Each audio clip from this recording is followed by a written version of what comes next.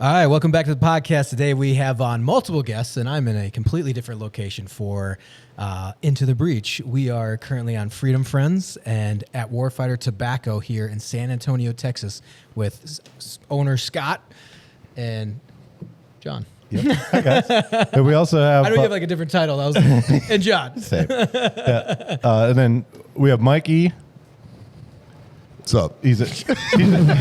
Apparently, I don't matter, so it's fine. I was waiting to make eye contact. Me and Jaz will just fuck ourselves. Let's go. Or we could fuck each other. Yes.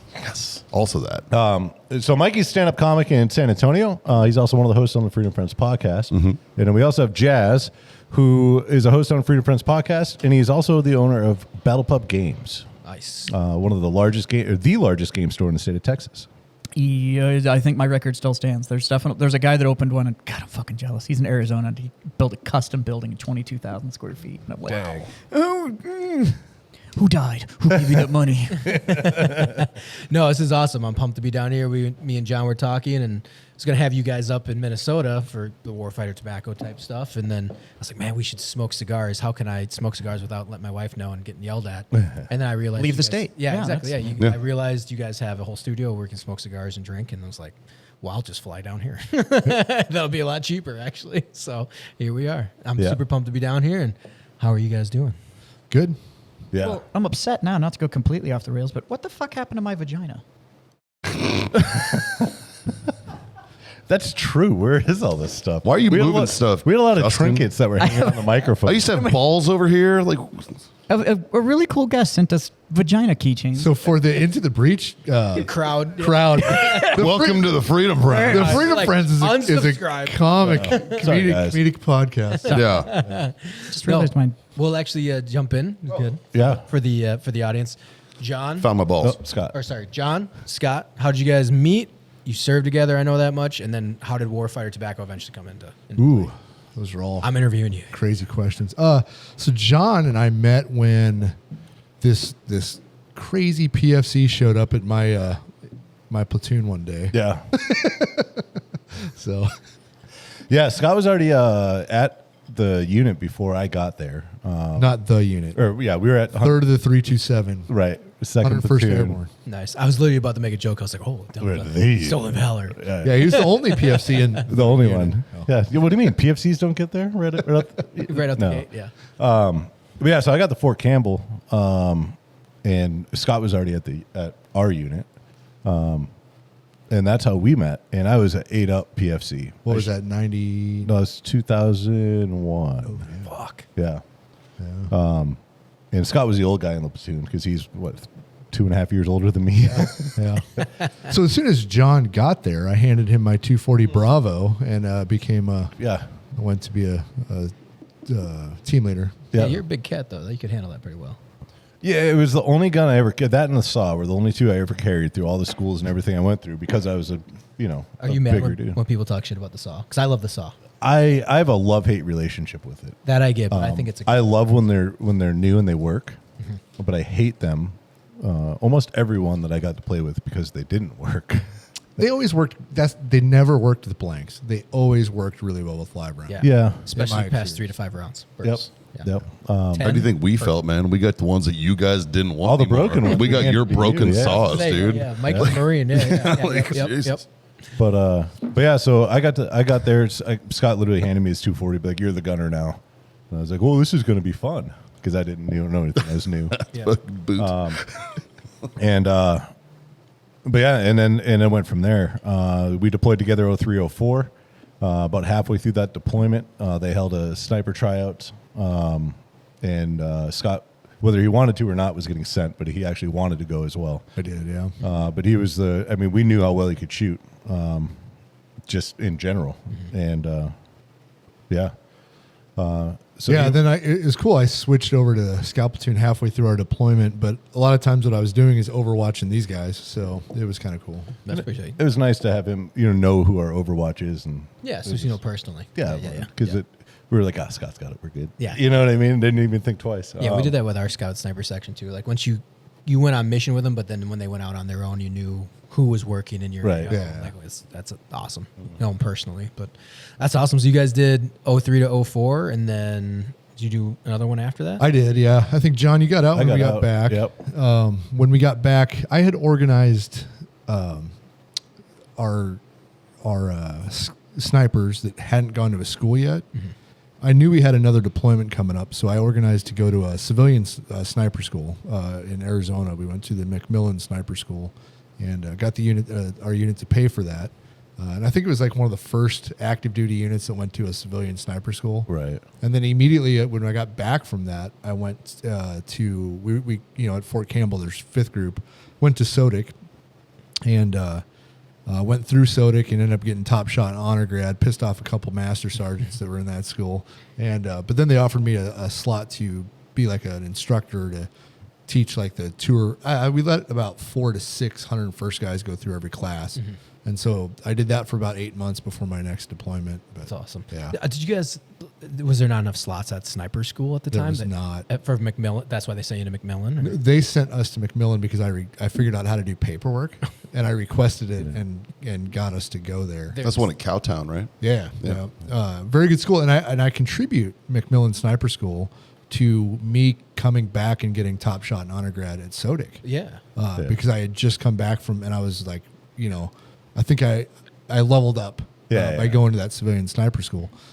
So, congratulations on them for, because this was in 04. Four? Yeah. So it was before a lot of big training companies had even spun up yet.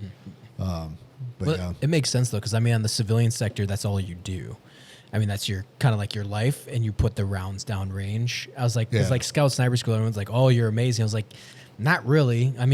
We have our range. Yeah. We do that, but it's actually the shooting is.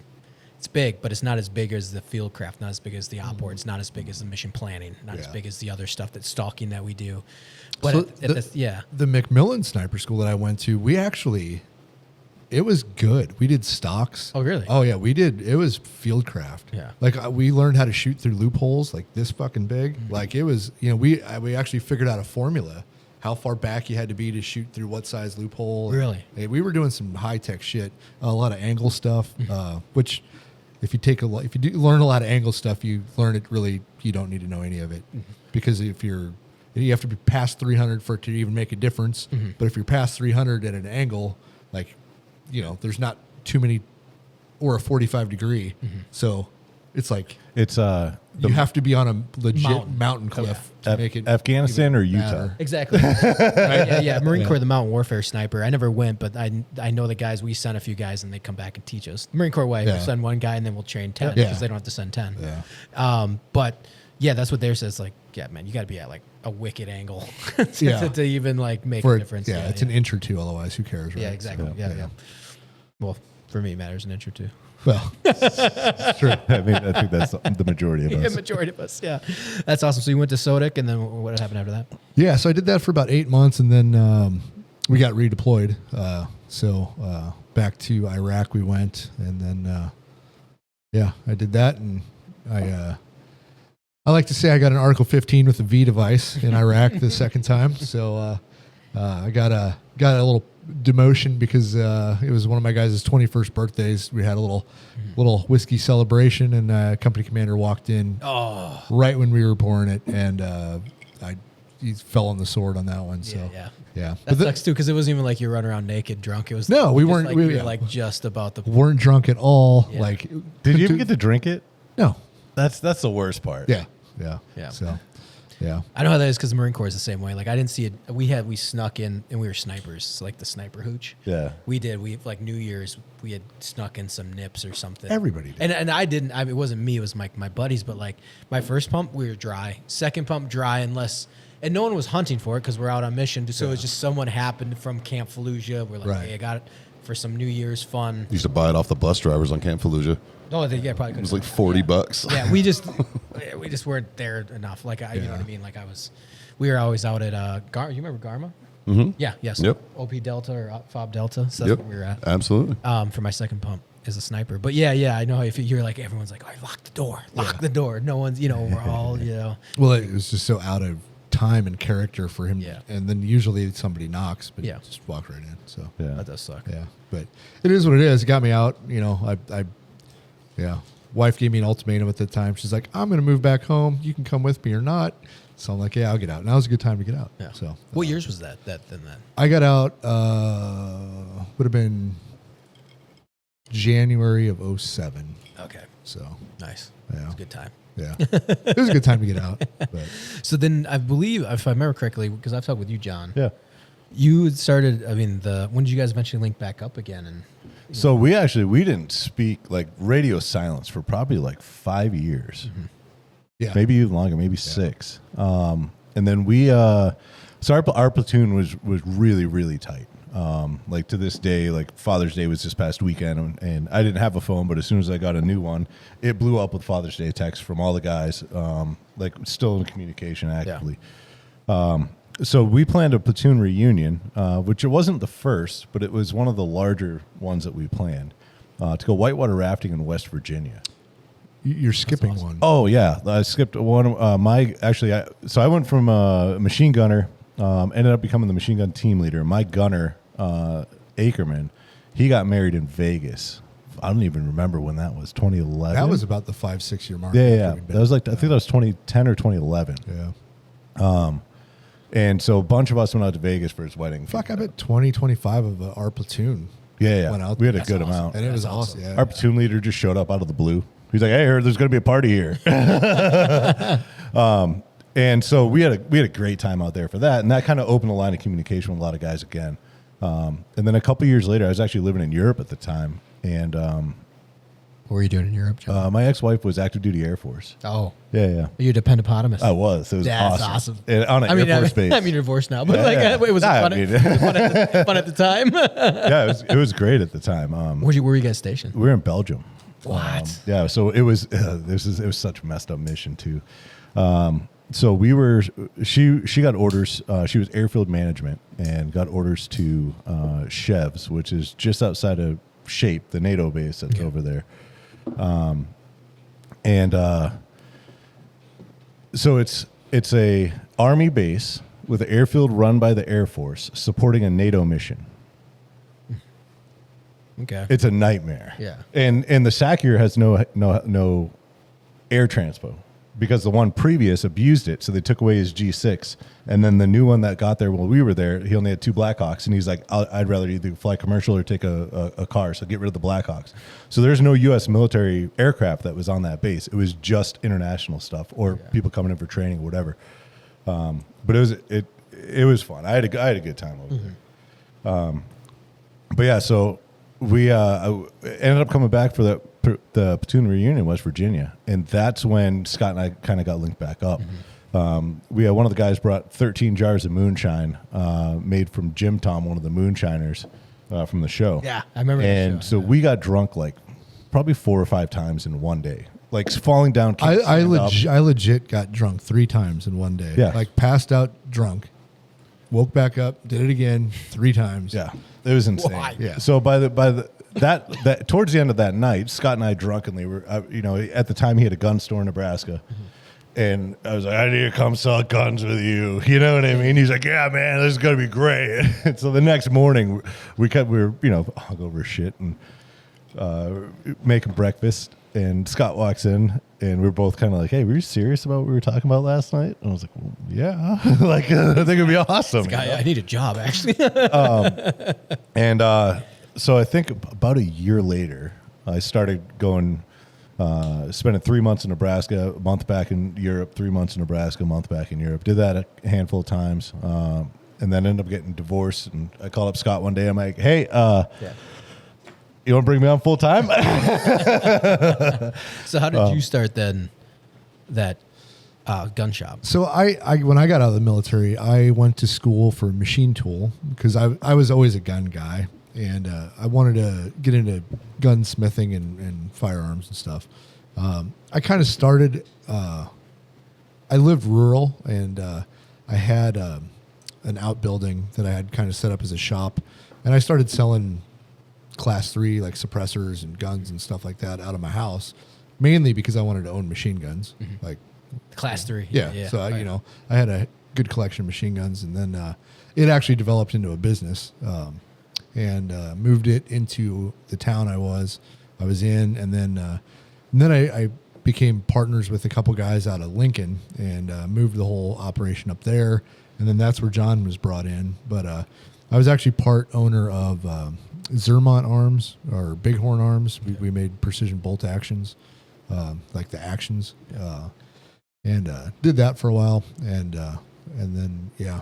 So How is that then as a business, like the gun sales, and then like you said, you're making precision weapons, but you know, I know gun sales can go up and down. yeah, You know, it was feast or famine, you know, Yeah, especially like that was like through the, Hillary time. Yeah. Right. So everybody who wanted an AR bought 10 of them. Mm-hmm. Right. And then, so I sold everything I could, and then I couldn't get any more stock. Mm-hmm. Right. And then once it was, then I could get everything, but nobody was buying anything. So it cycled like that. And so then when we got into manufacturing, that was a better way to go. Yeah. We also got into like custom Cerakote, which John kind of headed that up. Yeah, we did Cerakote, frame stippling, custom builds, Yeah, okay. like Yeah. services essentially. Yeah. And what we found out was services actually is what kept the lights on in the gun store. Like we did suppressors too. So I think there was 1 year 41F. when 41F was introduced where They were changing the way Trusts the trust got processed, Yeah, because and everybody lost their mind. yeah. I remember because I remember those years too, because I was a contractor, and I remember after Sandy Hook and everything. It was Yeah. like the election year. Well, it was election, and there was Sandy Hook. It was Yeah. like everybody in Afghanistan. They were buying like lowers, like Yep. milled lowers. 10 of them. 10 Yep. of them. You couldn't buy. I was looking at buying a few rifles, but everything jumped $2-3 grand. Yeah. And it, contractors like, I want to buy a LaRue. I Yeah. want to buy this or what I can't remember what they are now, but like everything was an extra 1,000, 2,000, and then you couldn't get them. Yeah. It was nuts. Ammo went through the roof. I remember Everything. paying $450 for 1,000 rounds, and within 2 months they were $1,000 for 1,000 rounds of basic 5.56 or whatever. Yeah. It was wild. We between customization and suppressors, that's what kept me in business. Yeah. We eventually changed the name of our. It was American Reaper Arms when I first got out, and then we switched it to Silencer Headquarters. That was right about the time I got there. Yeah, Yeah. and I think our best year was 8 or 10,000 suppressors in 1 year. Yeah, it was insane. And we were in a town of 600 people, just outside of Lincoln, Nebraska. like big and there was- ballers. But no, we figured out the systems. Yeah, we were just good at It wasn't just local. We sold all over. We had guys that would drive 4 or 5 hours across the state. They'd pass 6 other gun stores that could have done the same thing, but we made it so streamlined that Well, we had stock. we had stock. That We had a way to do You're making them fingerprints, in-house. passport pictures. No, Oh, you just had them. I just had. Now everybody buys them before they're even made. I think damn near. They're And- buying serial numbers. Yeah. Actually, now it's probably not. Now they have to wait because transfer times now are like less than. I mean, Form 3s are almost instant, Yeah. and Form 4 is less than a week. I said because it was 6 to 8 months. When It when was- the And peak, I've been out the gun game for a Yeah. while. Like I the haven't. peak when we Me had the too. gun Yeah. store is 16 to 18 months. Yeah. Yeah, Really? it's Oh, super fast now, and they That just got rid makes of the. sense. If I understand that bill correctly, they got rid of the tax stamp. The $200 additional is there I'm anymore. still trying to figure out the details on It's that. I still can't- I heard they were it's in the trying- big beautiful bill. Right, it's Okay. It has to pass. It's past the first stage or Past the whatever, House. but it's going to be on that and But they- so all tax stamp licensing, so But- SBR. Can't they challenge it though? Because it's technically not a bug. No, so I've heard some what was in it was called the Hearing Protection Act, Yep. and what it is, how it's written in there, and it might get changed. Who knows? It might change since the last time I read it too. It doesn't remove the item from the NFA registry. It removes the $200 transfer tax on suppressors Okay. only Okay. because it's the Hearing Protection Act. Yep. So you still have to do Form 3, Form 4. Like you still have to do all of that. So that's- it's just now $200 cheaper to get a suppressor. If you think about it, though, if guns were invented today, OSHA would make suppressors mandatory. Yeah. Oh yeah. You know what I mean? Yeah. Like it's Oh, they'd It'd all be be a those pin and requirement. welded ones. Yeah, where yeah. you It'd can't be take it's them dumb. apart. Or into every barrel would be integrally suppressed. Yeah. Something. Yep. Yeah, because weren't they trying to pass that in the first Trump term? But then it was the Vegas shooting. They were like, it was like Yeah. literally like that week, and it was like I to feel like make, it's- to make it an accessory, not even a Right. NFF or NFA. Yeah, just to remove it. Yeah, from just the to remove it NFL. I feel like if we go back through, here's my tinfoil hat. Let me put it on real quick. If we go back through and we look at any time that pro-firearm legislation was introduced in Congress, within months there was probably a mass shooting somewhere in the United States. Yeah. Or Harambe. I'll bet you if we go back and look through, there's definitely got to be a correlation between That that. fucking gorilla's fault. I was I gonna have say, to wait so long for a surprise. Goddamn right. I'm blaming everything on Gorilla gorilla. caused everything. That's when society took a crash, bro. It started with Harambe. It really did. I think. It did, Yeah, it dude. did. Yeah, I think it did. So you guys are crushing it with that. Then what? How did that business kind of evolve? And So Scott got lazy. I don't know that I got lazy. No, we were actually at that time we were insanely motivated, and Yeah. we were looking for something like Scott was saying, the feast and famine. So Yeah. it was in between the feasting parts of the firearm industry. We were looking for a product like we sold we sold cigars in the gun store retail. Like we had humidors, we carried a whole bunch of different brands, and we were trying to find a product that could help supplement the gun store when it was slow. And we kept landing back on cigars. And we're like, I don't know, man, it's regulated, blah blah blah. Yeah, like the problem is we were good at kind of decent at social media, and we would do a gun video, right? But we wouldn't see any direct sales from it because they'd go to their local gun shop and buy the. Yeah, like, oh, that's a really cool gun. Let me call up Jim Bob down the street. Yeah, but then when I started manufacturing firearms, I seen that if I market this product, I see the sales. So I wanted a product that was a consumable because you sell somebody a gun. Yeah, that's it. That's You walk it, away, right? Yeah. And so I wanted a consumable, something that was fun to market. And since we were selling cigars in our gun store, I went to the cigar trade show, and I just started going around talking to all the bigger companies and be like, "Hey, do you guys do social media?" They'd be like, "Oh yeah." Like, well, how many followers you got? Oh, we got a lot. And I'd look it up, and they'd have like 2,000 followers, and they'd been in business for 30 years. So I come back, and I'm like, "John, there's room here. Like, we can do this." And then at that time, the gun store had sponsored Range 15, and so I was in Range 15, and I got to go out there. And, Were you really? And be an extra in that. Okay. Yeah. I watched it. Yeah. It was hard. What scene were you in? A couple zombie scenes. I was. Oh, okay. He died Okay. 3 times. Yeah, I died. But I ran the idea, I think, past Logan Stark. I'm like, hey man, I'm thinking about spinning up a veteran-owned cigar company. I said there's not too many people that lean into the veteran-owned in the cigar industry, and he thought it was a great idea. Nick Palmisano and we were drinking on the rooftop of the hotel where everybody was doing their thing, and he's like, Warfighter is such a stupid name, it'll never work, and And he names his company Ranger Up. Okay, Ranger up. but I think he was basing it off of that, of his experience, Yeah. and I'm like, yeah, but I don't know how else to brand it. Like, how do I do Scott Jansen cigars? Like, nobody gives a fuck, right? Yeah. I don't have a Hispanic, Yeah. a Spanish background My name, family hasn't been doing this for 150 right? years. Like, You want the widest Midwest cigar imaginable? Try Scott Jansen special. Yeah, dude. right. So I didn't have like an altered personality, I'd have bought him, buddy. Yeah, no, you probably not. You'd have been like, "Who's this d-bag?" But yeah. So So then I think a year. Then we went to SHOT Show, and I was with a couple of my friends, John, and we decided to start our own brand. We're like, hey, we got drunk. We're like, we should start a we could cigar do this. company, And we knew nothing about the industry. We came out of the gate. Our first business meeting was like, this is going to be awesome. Anybody know where to get cigars? Yeah. And my one of the co-founders, Chris, he's like, yeah, I do, and it was a middle guy that just white labeled whatever Who cigars. knows? Right. And within like 2 months, we were selling more cigars than he could provide us. So we're like, okay, we need to go figure out a factory. No. Yeah. And about a month or 2 after that, it was our first trip down to Nicaragua. Yeah. Yep. And, and then it evolved after that. So, yeah. And then eventually I sold, I had a bad partnership in the gun industry. And, so I kind of got out of that and sold off Silencer headquarters and focused on the cigars and yeah. So was the upstart then like what'd you guys where did you go? That the first time you white labeled them, and then developed the marketing, and it was like the marketing. media? The marketing was the easiest part for Yeah. us. That we had, it was the supply chain and all of the stuff that you think would be the easy stuff. Is Yeah, what that we was had the no idea. hardest. Yeah. And now it's easy. Yeah. We've been doing it. We know. Now we're back to the marketing's hard. Yeah. Right? So, yeah. The cigar industry is interesting like that though, because it seems so. From a consumer perspective, the cigar industry is fucking massive, right? There's a million brands. There's humidors everywhere. There's only about 250 brands in the world.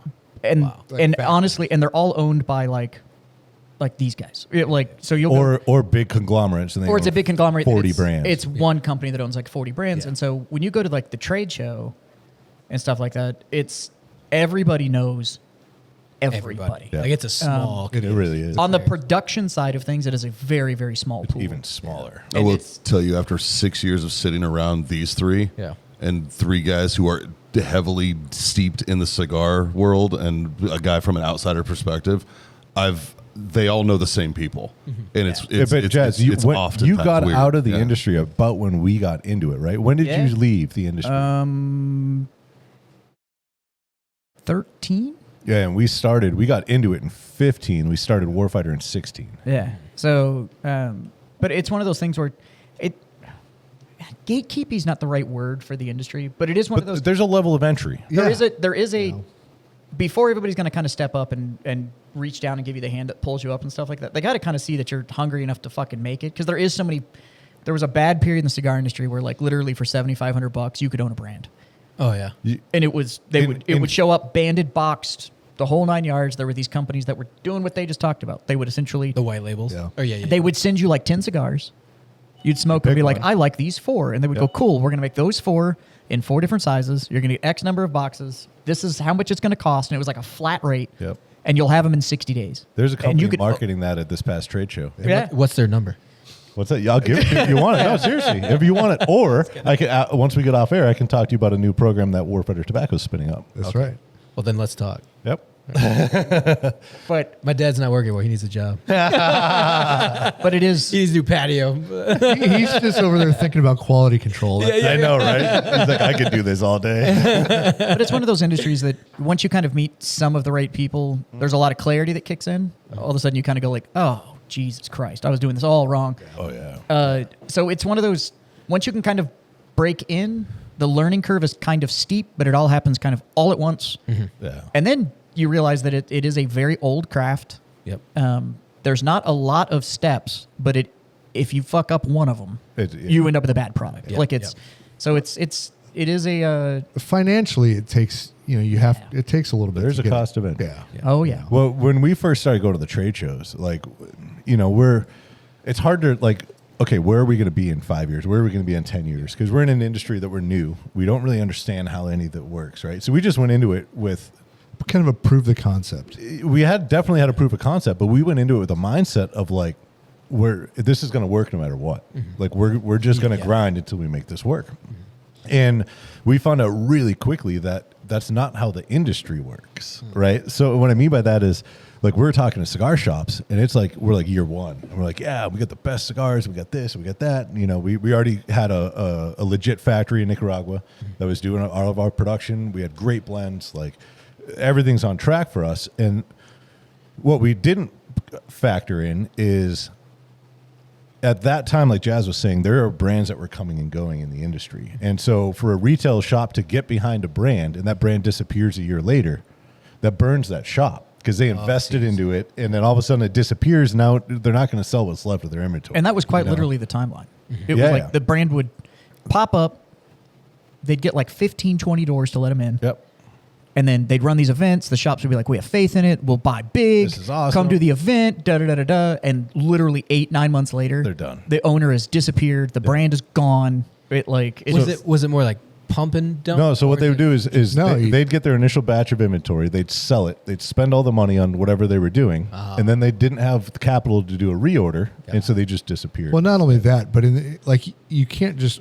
If I order cigars today, it's a minimum of 120 days to get. So you're really from our factory, right. Yeah. And so if you're trying to project growth, and then if we had a factory delay one time, it's supposed to be 150 days, and it ended up being like 230 almost 300 days. Yeah, Oh wow. it was insane. Yeah, right. I Well, think I remember you talking about yeah, that. Yeah, because we so what do you do then? yeah, we have all this money invested into it. We can't get the money. We can't get the product. You know. Yeah, And but it's you're not out of a- product. Like it's not a 1-for-1 replacement either. Yeah. So, you sell 200 boxes this month, and you have enough. You had a projection inventory for this quarter, but you've already bought for 2 quarters from now.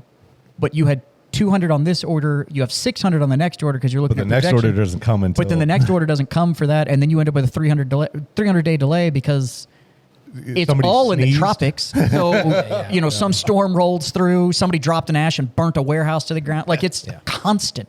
Yeah. The update when you're on all of the news kind of paths for the cigar industry, the number of stories that happen on like this entire crop was lost, this warehouse burnt down, this happened, that happened, like beetle investment, like it's because it's all organic.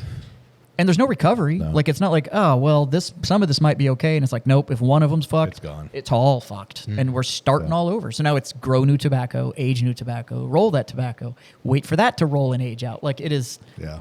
Yeah. It's a lengthy It's almost like a sensitive process almost. Yeah, Like, very like I much said, so. even though it's like everything's established, we got the money, orders. It is still very much a it's craft. it's still a craft. And then on top of that, since it's organic, if some, you're It's right. it's You don't organic. have it can't be grown everywhere. And it's handmade. It's handmade. There are no machines involved in anything from seed to cigar. And keep in mind, you're talking Planting, harvesting, nothing. you're also talking about a maintained product. So they do something goofy, like when we had all the ports that shut down because they all went on strike.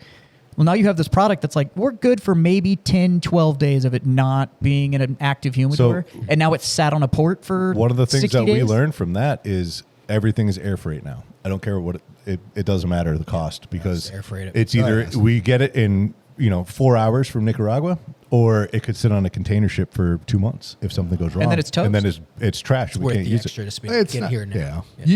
You can bring it back. It just But then it takes time. But it's more time. Yeah. But yeah, so we got to the trade show and we're talking to our retail partners, and they were like, yeah, when you're here at like year 3 or 4, maybe we'll come talk to you. Oh. And then it was like, oh, whoa, okay, cool. So then like year 3 or 4 came around, and I remember them like, hey, motherfucker, you remember us? Yeah. You told us year 3 or 4. It's year 3 or 4, man. Yeah. And we started getting more orders. And so like 2 years ago at the trade show, we were in our almost 9th year. And I was like, we got a 10-year cigar coming out in about a year and a half. We're already starting to work on it. Like, it's awesome, blah, blah, blah. And one of the guys who's been in the industry for, 30 plus years now. And he's like, 10 years. He's like, man, he said, you guys are almost an overnight success in this industry. Yeah. Because you got to think, like, we're an infant in the cigar industry. There's companies that have been around for hundreds of years, right? We're almost 10 years old. Like, we're so new. I mean it's exciting, but it's at the same time it's fun because you typically I run in the media circles or whatever, and or even like whiskey, whatever. People get into that, but like when you start talking about or breweries for that matter, that kicked off breweries and beer, but it's like cigars. Like no, these guys have been around for longer than these breweries have been around, like longer than the United States have been around. These brands or these this culture. And, Yeah, it's generational in some of these generational. families. You look at you look at the big picture of a brewery, right? If I could buy all the equipment and brew my own beer, or buy all the equipment and have my own cigars on my control, like that would be awesome. However, it puts me in a category where everybody else can do the same thing. So having cigars be a little bit more difficult isn't always a bad thing. Yeah. Right. Same thing with the reason I sold suppressors. It was more niche. Not everybody did it. Right. Yeah. And so I like products that, where it's like, like I don't want to sell soap. I don't want to sell, I don't want to sell. There are times though where I'm like, you know what? I just wish we sold fucking toothpicks because nobody regulates toothpicks. Yeah, it is true. It's a double-edged sword. Yeah. Sure. Well, that's the thing too is I think that barrier to entry, but I mean it kind of works in your advantage though if you're like willing to put in that time. Yeah. Like, all right, we're committed. Like, we're going to be doing this, and this is going to be a 10-year plan. It's good to hear, like I said, business entrepreneurs, because a lot of people, like, especially in our generation, it's like, oh, tech, apps, media, social media, social media management, or you go into some of these worlds, they're like, oh, 6 months ago I was on a couch, now I'm a billionaire, or some shit like that. It's like, it kind of does bring back then, we have to build this from the ground up, and you have to wait. Yeah. Like there's no speeding up the process unless you're like maybe a celebrity. Yeah. But even then, some of those companies, maybe they're like, I don't care if Matthew McConaughey's attached to it. Right. Where's your fucking supply? Yeah. Like, your Beatles just say, I can't trust you. Right. Like, is it, because alcohol, like you said, you can distill it, you can do whatever. But with cigars, you're just like. The interesting thing about cigars and famous people is They never work.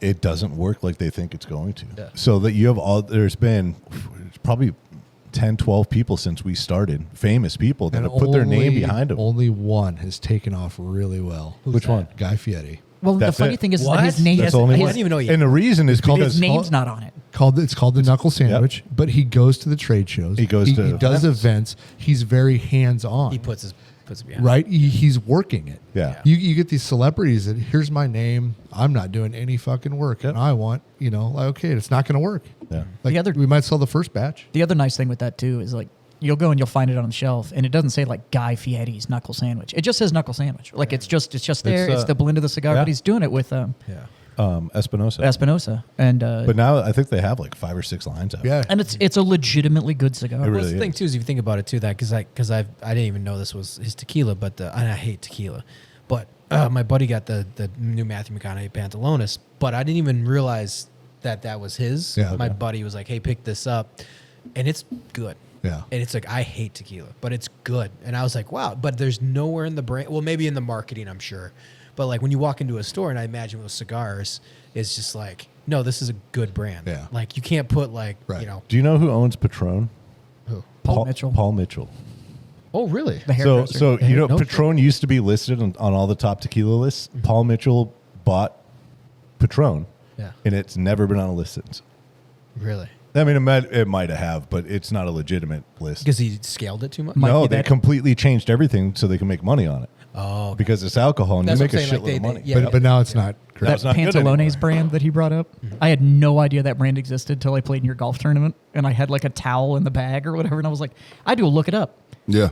I just thought it was a funny golf towel that talked about pants. Right? And that's the thing is that I'm Spicy pants. Yeah, I'm not even like a tequila guy, but I was like, oh, okay, I can get behind this. But again, it's the taste. It's Yeah. whatever. I call it felony juice. there are good tequilas. Like Yeah. Michael Jordan owns a good tequila brand. Yeah. Yeah. But you wouldn't even know he owns it. Yeah. Like it's just a what is it? I mean, Sicaro? The Rock had his. That one was kind of trash from what I understand, but Yeah, It he- wasn't bad. Terramana? Tremana? Terramana? Or Terramana, whatever it was, yeah. yeah. did he like put the fucking bull on it? and shit? No, No, I mean, it's got all of his like Maori Oh, okay. tattoo, his Shit. Yeah. tribal shit. on it. yeah. From Mexico. Yeah. that he got when he was in Northern California. Considering that I'm the size of his average meal, I don't really want to piss off the Rock, but I actually like He's a The big Rock. fan of I got Friends. He's like, nothing oh my bad to God, say I'm not about that, listening dude. anymore. He seems like a really nice dude. Yeah. Well, so then you guys are moving in 10 years in. We're going way down a rabbit hole. Just keep it on track, but no, Yep. it's good. So then it's like, what have been the challenges then? Like beyond, like now you're going back to marketing. You guys are at 10 years. People are talking with you. I mean, so Like one of the you guys just in that slow growth. You know what I'm saying? one of the biggest hurdles in the cigar industry is the industry itself is antiquated. Yeah. It's about 25 years behind today's day and age technology of the whole nine, maybe 20. The past couple of years, we had some new things that came out in the industry. But it's a very, very antiquated. Like we have shops that are like, hey man, here's a credit card authorization form. Just fill it out. We keep it on file. Anytime you place an order, we'll just run your card on file. And then the guy's like, I'll only write checks. Yeah. Or I do COD. Okay. Yeah, I only do COD. I'm like, ooh, okay. Like Cash on delivery. Oh. It's like nobody, like we won't do that. no, because anyways, but then like we have guys that are, they're in the industry and they own a retail shop and they're like, if we don't see your face in here or a representative from your company every 6 weeks, we're not bringing your brand in. Well, And it's just like, okay, so there's about, 3,500 cigar shops across the United States. How do I go to every single one of those every 6 weeks? Yeah. How do I pay a sales team to go to one of those every 6 weeks? Yeah. Like it's impossible. and then they're like, well, you sell online direct to the consumer. I can't carry you in my store. Well, Yeah, you're competing with us because you sell online. Well, I'm creating customers. Yeah. So I can send them to your store. nobody would know who we were if we didn't do that. Yeah, yeah. And if you want me there every 6 weeks, and I like it, Yeah. like there's Yeah. I employ 5 people. Right. I can't be in 400 stores every 6 weeks across this country. Yeah. So it's and it's a huge barrier of entry to bring on a new sales rep, right? For one, you go through about 4 before you find somebody that works for 6 to 8 months, and then they leave, and then you got to start all over again. It's just hard to sell. I mean, imagine. So there's two different ways to look at it, right? So you get somebody that has cigar knowledge and you teach them sales, or you get somebody with sales knowledge and you teach them cigars. Because if they already have both, they've already been in the industry for a while, and you probably don't want them. They probably already have a million bad habits, and you know what I mean? Like, Yeah. Well, so you walk into your normal cigar shop, right, and you look at their humidor. It's usually full. Yeah. If it's full, you're competing for shelf space. So now I have to convince that owner that my brand is going to sell better than any brand that you have to remove off your. But you're not going to just take it off the shelf and put mine on there. You have to sell out of it first. And then when you sell out of it, are you going to remember my brand, or are you going to yeah. bring in one of the 50 other brands that have been in here? You know, it's you know, when we first started, we had a really nice website with a dealer portal, right? People could log on, order their stuff, and our shipping, we ship the next day. We're fast with shipping, right? We don't, you know, we charge actual shipping costs. We had one shop in the whole country that would use our dealer portal because everybody wants you to come in, or Really? you know, it's just it's antiquated. You know, Yeah, and the industry is shifting. I just don't know where and how fast. Is it because of some of these cigar shops? I mean, because I've seen some pop up, but is it just because the owners are part of that old culture? I think so. But like the good, there's people that. There's a couple different categories of cigar shop owners. One, it's the hobbyist, right? Mm-hmm. He doesn't know how to run a business. He's just there because he's got it because he wants to smoke cigars. There's the retired guy who you know, he is the hobbyist, right? Mm-hmm. He just wants something to do. The guys who legit know how to run the businesses, you know, they tell us that if we ever stop selling online, they're going to drop our brand because that's how people know us. Mm-hmm. You know, we want our customers to go into their local shop and buy our product. Yeah. Right. But if they can't, then I'm not going to not sell it to them. Right. Yeah. You know, I have to provide an online place for them to get this. Yeah. Yeah. So it's challenging that way. Mm-hmm. You know, I think, you know, the way John and I think, we think more up to date, more mainstream. It's end user based. Yeah. So our you know, the person smoking the cigar, whether they get it from a retail shop or on our website, our goal is to make that guy happy. Yeah. Yeah. You know, our retail partners, we try to do everything we can do to accommodate whatever they need, but the end goal is the cigar smoker, you know? So that's pretty wild then. So then, like you said, trying to get past that culture within that shop, or what are you guys seeing in the industry that's developing in your favor then? Or I think the industry is transitioning more to an online-based industry. Mm-hmm. Yeah, and there's a whole, you know, we see it a lot with our brand. I think we bring a lot of new generation of cigar smokers in, mm-hmm. Especially military guys. You know that, you know, I think, you know, I don't know how an older, like Drew Estates, right? They have the acid. They have like all the, you know, they're very good at bringing in new cigar smokers. Oh, right? Are you kidding me? That, yeah, like we talk about the Kuba acid. Yeah. Oh right? God. You know, but they I hate it. I'm sorry, but they're pretty damn good. Right? But they bring in the new cigar smoker. Yeah. But there's some like bigger legacy brands that I don't know how they bring in new. They only advertise to their own industry. I don't know how they get new people in. We try to, you know, be more podcast based and you know, do stuff like that to mm-hmm. drive the interest a little bit. But I mean, like I said, I feel like some of those older brands on like Rocky Patel. I think when people enter, you know, because my dad's here in the corner, but when we smoked a ton, like a lot, like every day for years, or when I'd come back from contracting. Yeah. So it was like, I remember the acids were because of the vanilla flavor. I was like, okay, cool. But we would smoke the Rocky Patels, and right. we smoked that. Wasn't it our fathers?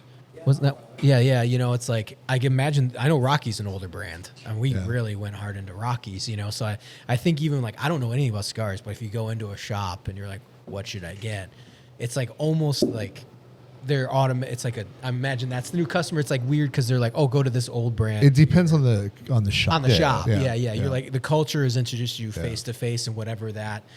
The bigger brands that have been around forever, people are like, well, this is the reliable one. Like, you know, I go to Rocky, so, you know for 50 years. I think that's the perception that we have to fight mm-hmm. because sometimes those bigger brands aren't necessarily the best brand. Or the best quality. Right. Yeah. They're doing, you know, high volume numbers. production. Yeah. So, sometimes that small batch stuff that's like, we're considered a boutique cigar company. Mm-hmm. We don't, I think the threshold to cross is, I think it's 1 million cigars a year. I think once you cross that, you're no longer a boutique cigar company. In my opinion, the boutique guys, they're the ones that focus on the quality, on the flavor, on what their product is versus what the legacy of that company is. You know what I mean? So you're going to get, in my opinion, way better quality cigars out of the smaller companies than you're going to get out of these large companies. The large companies, you're going to get consistent cigars, but they might not be as flavorful or unique. You know what I mean? And there's guys that, they'll smoke our cigar for the first time. Like, man, this is the best cigar I've ever had in my life. I'm like, cool. What else have you smoked? And they go like, well, my go-to is this. I'm like, so you've smoked 4 cigars your whole life. Yeah. This is way better than the Swisher Sweets I usually get. Exactly. From the gas station. Grape flavor. Rocky's a good dude, but he's one of those advantages. So he was an entertainment lawyer before he went into cigar. And he's not that old of a brand. He's probably Rocky Patel is. It's only like 25 years old. Or something Oh, it like shows how much I know. right. So that stuff that he releases with the big years on it, those are birthday cigars. So it's like when he turned 50, he released the Rocky 50 and stuff like that. Yeah. Oh, okay. But he came into the industry with millions and millions and millions and millions. He came in.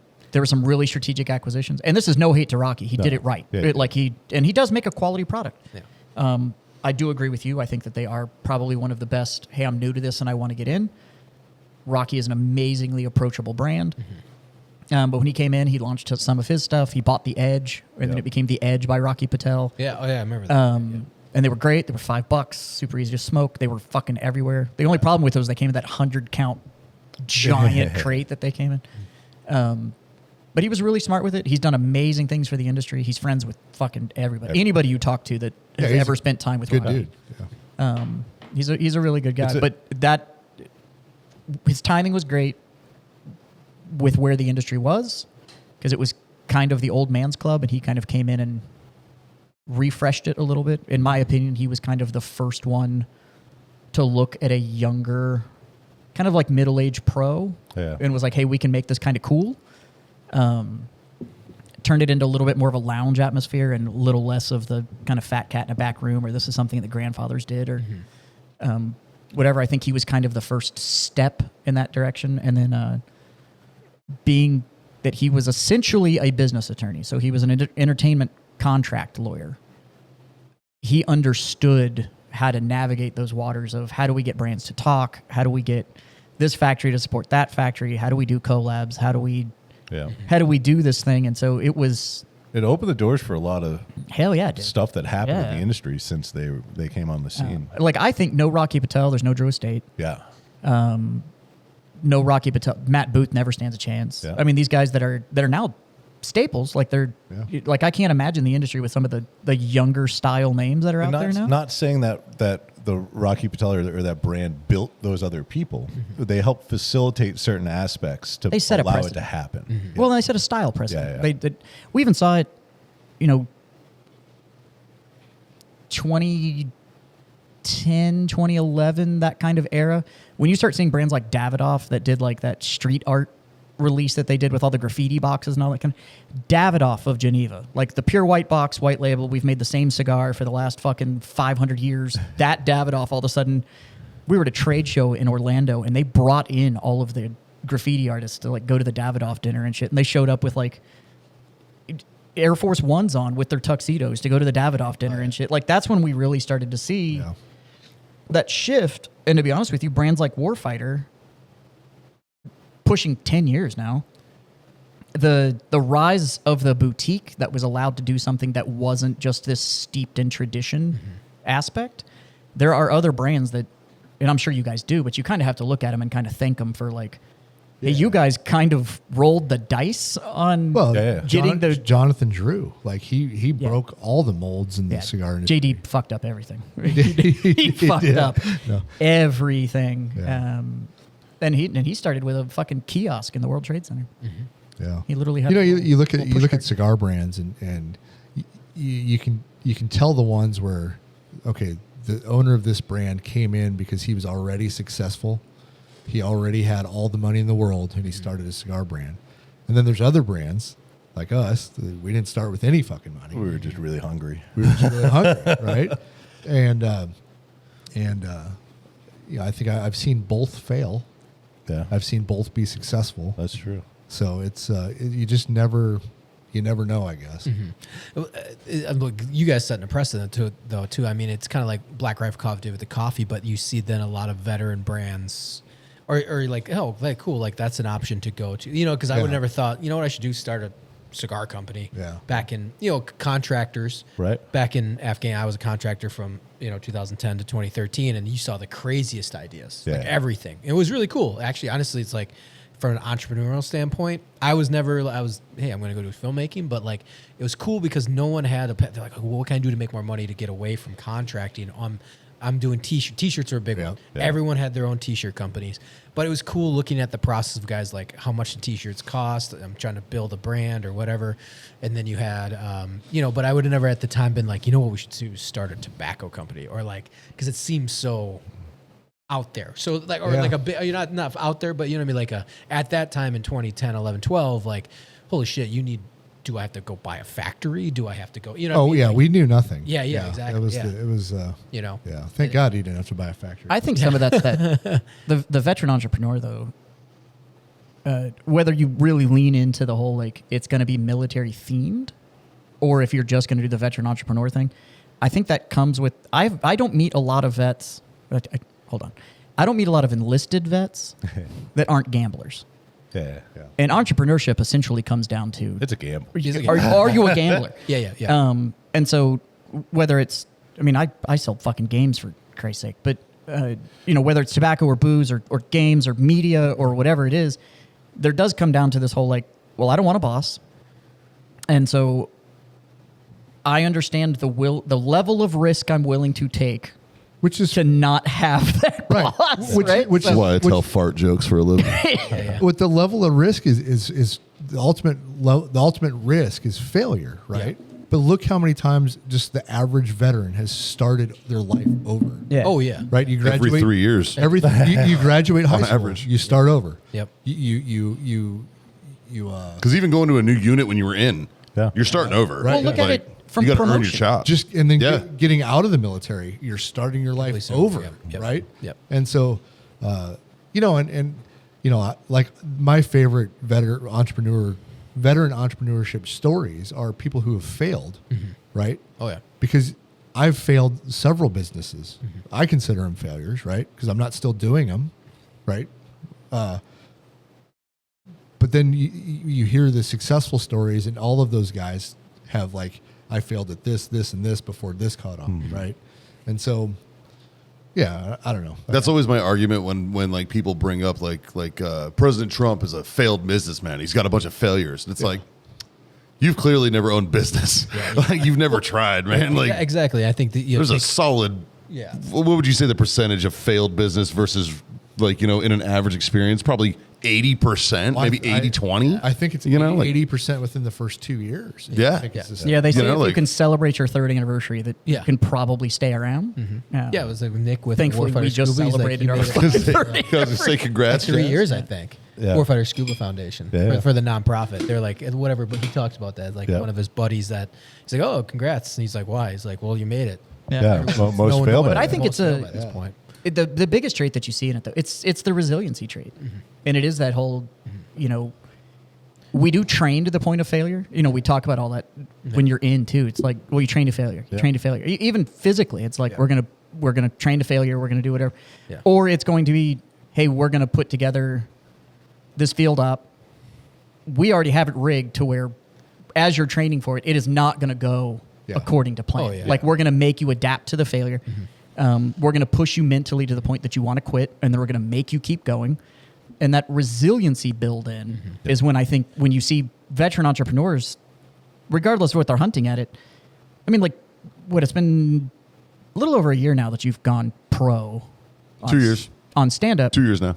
3. And how many Almost 3. rooms have you left and gone, well, that fucking didn't go as planned? Like, Oh, I fucking eat dick all the time, Yeah. bro. Yeah. Yeah. Bombing's part of life. but at the same time, but it's like, but I've got 2 more mics tomorrow night. I've got another mic the night after that. And, the level of resiliency it takes when you don't want to just clock in, have somebody go, like, do this from 9 to 5 and then clock out and to go do it yourself. I think when you start when you look at the veteran entrepreneur and their willingness to do that, it's that resiliency mindset. And if you go and look at what they did while they were in, you don't run into like a whole lot of like admin guys that get out and go and like, do it. Yeah. hey, I think I'm going to go start an insert business here. Usually they get out and they're like, oh no, I'm still human resources. I just work for this company now. And da-da-da-da. It's the guys that... I think it's also generational. Like, and you see a lot of that. Like, you know, like those of us, like we talk about all the time with that golden generation, you know, between X and millennial and all that stuff. We didn't get the participation trophies and all that shit. We had to learn how to fail. Yeah. We had to learn how to lose and to be good losers as well as good winners, right? I have 'em. You know, and newer generations don't have that kind of drive. From what I'm seeing, I see it out there because I see comics bomb all the time. I see young comics, young guys that bomb, and they take that shit hard. And I'm like, well, you've never failed before? Right. And they're like, no. And I'm like, well, it's because fucking mommy and daddy did everything for you. Yeah. You know what I mean? And there's an obvious disconnect. And I think that goes across the platform, across businesses, across the world in society. So- you know, where it's just really there is a generational gap when it comes to handling failure. I had a conversation with my mom about 2 months ago, and she called me kind of out of the blue and was like, hey, have you heard about your uncle? I'm not going to say his name. One of your uncles. And I was like, no, what's going on? And he was like, oh, he's in the hospital, and, you know, they found him and he wasn't waking up, and, you know, he's been drinking a lot lately and all this kind of stuff. And I got another uncle who's hooked on pain meds and all kinds of stuff, right?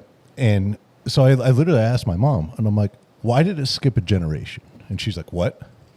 And I was like, so my uncle's father, my grandfather, serial entrepreneur, got back from World War II, went to Alabama, got a degree, structural engineering, civil engineering, and immediately started construction companies, gas stations. He eventually owned a Holiday Inn and a Comfort Inn, like all kinds of shit over his life. His son, one of my uncles, didn't fucking do fuck all. It just expected everything on a golden plate. And the other one with the alcohol problem, same thing. They expected everything to be handed to them because when they came back from World War II, they didn't want their kids to have what they had to do. So they got soft, right? Yeah. And then the next generation, us, right? We got somehow motivation. And I mean, everybody sitting here at this table right now is their own business in some way, shape, or form. You know what I mean? And then you look Some more successful than others. And you look at the next generation, right?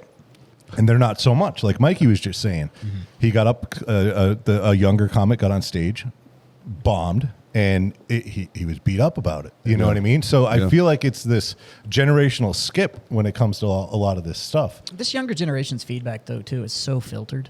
I mean, like, and I say that as we're sitting on this joint podcast, that we are going to measure on views, responses. Somebody's able just to click an emoji and say how much they like it and stuff, and that's how we're going to measure this. Like, that's because there's no way to. It's the only metric we have to measure this. There's nothing tangible. But for the most part, in the reward system that we deal with now, this younger generation, almost all of their feedback is based on that, and most people, if they don't like it, just scroll on. So the only feedback you ever really get is somebody liked it enough to push a button or leave a comment. Or they hated it enough that they talk shit. Or they talk shit, and then you get your It's like a rocks off Yelp by review. getting in the comments and doing it, right? There's no So- 3-star Yelp reviews. But most of the time it's people 1 are or like- 5. Oh, well, I put up a video of my disc golf game, and it got 17 views, and 3 people liked it, and the local community, the local disc golf place shared it and stuff. And it's like, so to them, it was nothing but this positive feedback on this thing that they put themselves out there for. But then they have to go real life that shit, and it turns into the room doesn't respond, or Well, it's also too. It's like since we're shitting on the generation. Fuck you, young kids. Yeah. But but I also think though too. I mean, in generalities though, I think we were kind of talking about this at lunch a little bit with the influencer mentality, or like, hey, or silent professionalism aspect, like that. You don't know how good those companies that, like, do you know who the CEO of Comfort Inn is? You know, does he have an No influence? idea. Does he have a million? No. Like, Does and he a lot of care? successful, does he care? You know, and it's like it's almost you would rather see people see your success opposed to being successful. Right. Like, and I think that is kind of messing with kids' heads where it's like, it doesn't have to be you. well, yeah, exactly. And, Yeah. and sometimes brands do fall into that. Like, I've worked with other ones that are like, oh, well, we don't have 200,000. It's like, well, that's okay. You're selling more than that influencer Well, You know what I'm saying? Yeah. Like, but I'm gonna go back to Mikey's comment here, where some of us more successful than others. Well, I guarantee Warfighter carries more debt than your Yeah. The comedy career. comedy career. Yeah. That's true. I'm pretty debt free. You know? So that's pretty subjective. About to pay off sir. my truck here in Right? a few minutes, So actually. that's pretty subjective. You know what I'm saying? How did you survive that storm last week? Yeah. Jazz lost three-quarters of his inventory. I'm Yeah, out. lost 90 grand. I'm out. Yeah, I'm out almost 6 figures because Yeah. it rained a lot. Yeah. So Yeah. Like, My house is. I bought my house specifically because of the floodplain map, so I knew what's going to get damaged. I mean, I have what's good not. insurance, but now as this successful business owner, I still have lost. I have 2 revenue streams that are not functioning right now because of the product that I lost. It's one of those revenue streams took 3.5 years to establish the inventory to be able to maintain it, and I lost it in 2 hours. yeah. Jesus. You know, So- I could borrow $1 million tomorrow and look very successful for a while. Yeah. You know, And $1 million still has it's to all be paid back. subjective. Yeah, It is like it's- subjective, Yeah, sure. yeah, so exactly, that's what I'm saying. It's like I think that's what a little bit of, I guess, the perception of success opposed to what real success is. And I think I think it messes with a lot of people's. I think we talk about the veteran sphere a little bit too, because I saw it working at the previous company I worked at, where it was more about the image than it was about what you were doing. Yeah. It was more about what you were putting on social than what you were actually accomplishing. right. And then there was people in the background Weird. that are and so it's like, that's when you get now you're getting a lot of that. It's like, well, my business doesn't have 50,000. Well, that's okay. Like you are, I guarantee you're selling more inventory than most of these others or whoever's starting up or who has, like we've talked about. It doesn't matter if you attach certain influence to your brand, it's not going to sell. Right. There's a couple things. Oh, go ahead. Sorry. No, you're good. I was going to say there's a couple things that we do with Warfighter that we've kind of done from day one, and I think it's given us a little bit different perspective than a lot of other businesses that could start up, just in general, not in pertaining to our specific industry. The first thing is we're enlisted infantrymen. We're dumb grunts. Mm-hmm. We're just too dumb to quit. And the other thing is like Scott was saying in the beginning of this, when do I name the Scott Jansen cigars? Like, one of the reasons Warfighter came around as Warfighter is we wanted something bigger than just us. Mm-hmm. And so when I think of Warfighter, I don't think of it as I own that. I think of as I work for that company. It just so happens that I'm also a part owner in it. Yeah. Right. It is still this thing that sits over me, essentially, like any other business I've ever worked for. Yeah. And having that mindset has allowed us to make decisions for the company and not for individual purposes. Mm-hmm. Where I think a lot of other companies, it gets to a point where they make decisions for their individual gain, not for the greater good of that company for its future. I think Warfighter as a company is, to a detriment, is very much not ego driven. Yes. Neither me or you put out. I think that we don't really put out ego. I try not to. If I do, it's not on purpose. And I almost think if we put out a little bit more, it might help. Mm-hmm. Yeah. But I refuse to. It's just not us. It's not us. Mm-hmm. Right. Yeah. Now you need to hire some influencer. I'm just kidding. We'll let damage control. we'll let the influencers do the ego. I've been handling my shop the same way. Like if you go back and scrub all of my social media, like we're not in it. Mm-hmm. It is all externally created media, or it's all like just graphic driven and stuff like that. It's never me, because it's that company needs to function With or without you. with or without me. Like it doesn't matter. I'm not selling me. Yeah. And that separation of I'm not selling myself attached to this product has also made it to where the decisions that I can make are very, very different than when it turns into like, oh, but what's the image? What's my image going to be after I try to roll the dice on this? And I'll tell you right now, based on our Google reviews, every negative Google review is somebody that's had to deal with me anyway. So I'm not the one that needs to be out there. You want to get Jazz, down the rabbit hole we with knew Jazz that real quick? before we even fucking mentioned the. Yeah. You guys knew I was a prick Well, before we like, ever did any of that. In my world, man, I am the product. That's the problem. You have to sell yourself. I have to be but involved. I have to be. You're trying to that. sell being a douchebag. So that's That's the thing, right? you're That's allowed to do that. That's the shtick, it's, right? Like, I'm literally not if you- exaggerating. No, no, it's I like know. his style of comedy. that's what I have to do. If you Yeah. didn't do it that way, you wouldn't be successful. exactly. It's just it's a different. So it's a Yeah. different. It's a weird monster. But when if you were when comparing, if you owned a comedy club, though, you wouldn't be selling. no, I'd be selling them. Them. Exactly. Yeah, for sure, yeah. for sure. And Because that's what that's, this product. town needs Yeah, is yeah, another comedy club. there's only two. There's only two real ones. There's only two actual comedy clubs here, and one of which is struggling hard, and the other one is so commercialized it's not even fun to well, go because to. the one downtown is just damn near a franchise. Basically, yeah, and it's like, you know what, man, like a good comedy club could do very, very well here. The problem is Joe Rogan has one an hour away. that's the fucking problem. You have Austin, And what are you right gonna- there? Yeah, that's And if you're gonna that's your attract- metric of measurement. If you're going to attract even an up and comer, and they have to decide, Yeah. hey, I can be in Texas for 2 days. Well, it's also cheaper to piggyback off of bars. A lot of these shows piggyback off of bars. Like there's a show called Hey Bolstead. It's like it's essentially a Kill Tony like ripoff, right? Yeah. Great show, good hosts, everything. They do it at Sam's Burger Joint. You know what I mean? They don't have the Hey Bolstead Comedy Club. You know what I mean? They piggyback off other establishments because one, it's cheaper, Yeah. way less overhead. You know, all like fuck. I have a PA system in my car. Yeah. I could do an open mic right here, right now, no big deal, right? Like, whereas You kind of are, buddy. that's sort of, yeah. I just don't have to use my own shit. But you know, it's weird watching comedy clubs struggle because it's like fuck. I don't do the promotions correctly, or I don't, or whatever. Like my favorite club in town is Upstage Comedy, and they just canceled their open mic because they were like, we can't staff it. You know what I mean? So like it's like things like that. Like it's like they can't because there's so many people who are all out for themselves. Yeah. You know, and but that's the nature of that business, and it's super weird, man. It's very, very cutthroat. Very That's what the weird. internet has done. Yeah. It's given everybody a voice. Voice. Well, I'm sure Yeah. it's not to go completely off track, but like it's been I've seen the comedy evolve with the Instagram. You know what I'm saying? Like really taking advantage of reels. Well, People are finding people. Yeah, and now from a stand-up point of view, you get snubbed because of Your following. because of your following. Oh, really? So Oh, now fuck it's like, yeah, now it's dude. like a reversal now. And then you have dudes who aren't comedians, but they're funny on the internet. They make content. I've heard that. And they get hired to be comics, and it's like this guy's not a comedian. Yeah, You know what I mean? Like it's one thing when you can make 47 takes with your phone. Do it live in front of a crowd that doesn't like you.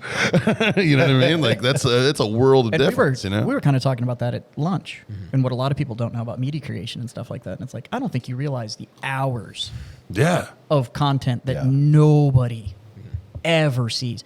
Even these big TikTokers, you think they're just setting the phone up, one taken, and walking away? Yeah. Absolutely not. I mean, these When we do our sale launches for Warfighter, we'll put out a 30, 45-second video. It takes us 2-3 hours to get 30 seconds.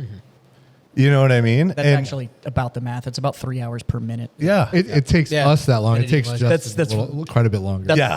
That is quite literally film school math It's that a they teach you. 1 to 3 ratio. It's a 1 to 3 ratio. For about a minute of content, it's about 3 hours of work. Yeah. Yeah. It's Yep. Yeah, so that is the struggle that we see is with when it comes to the internet is it's like, oh, this guy's got a big following. Yeah, but is he funny?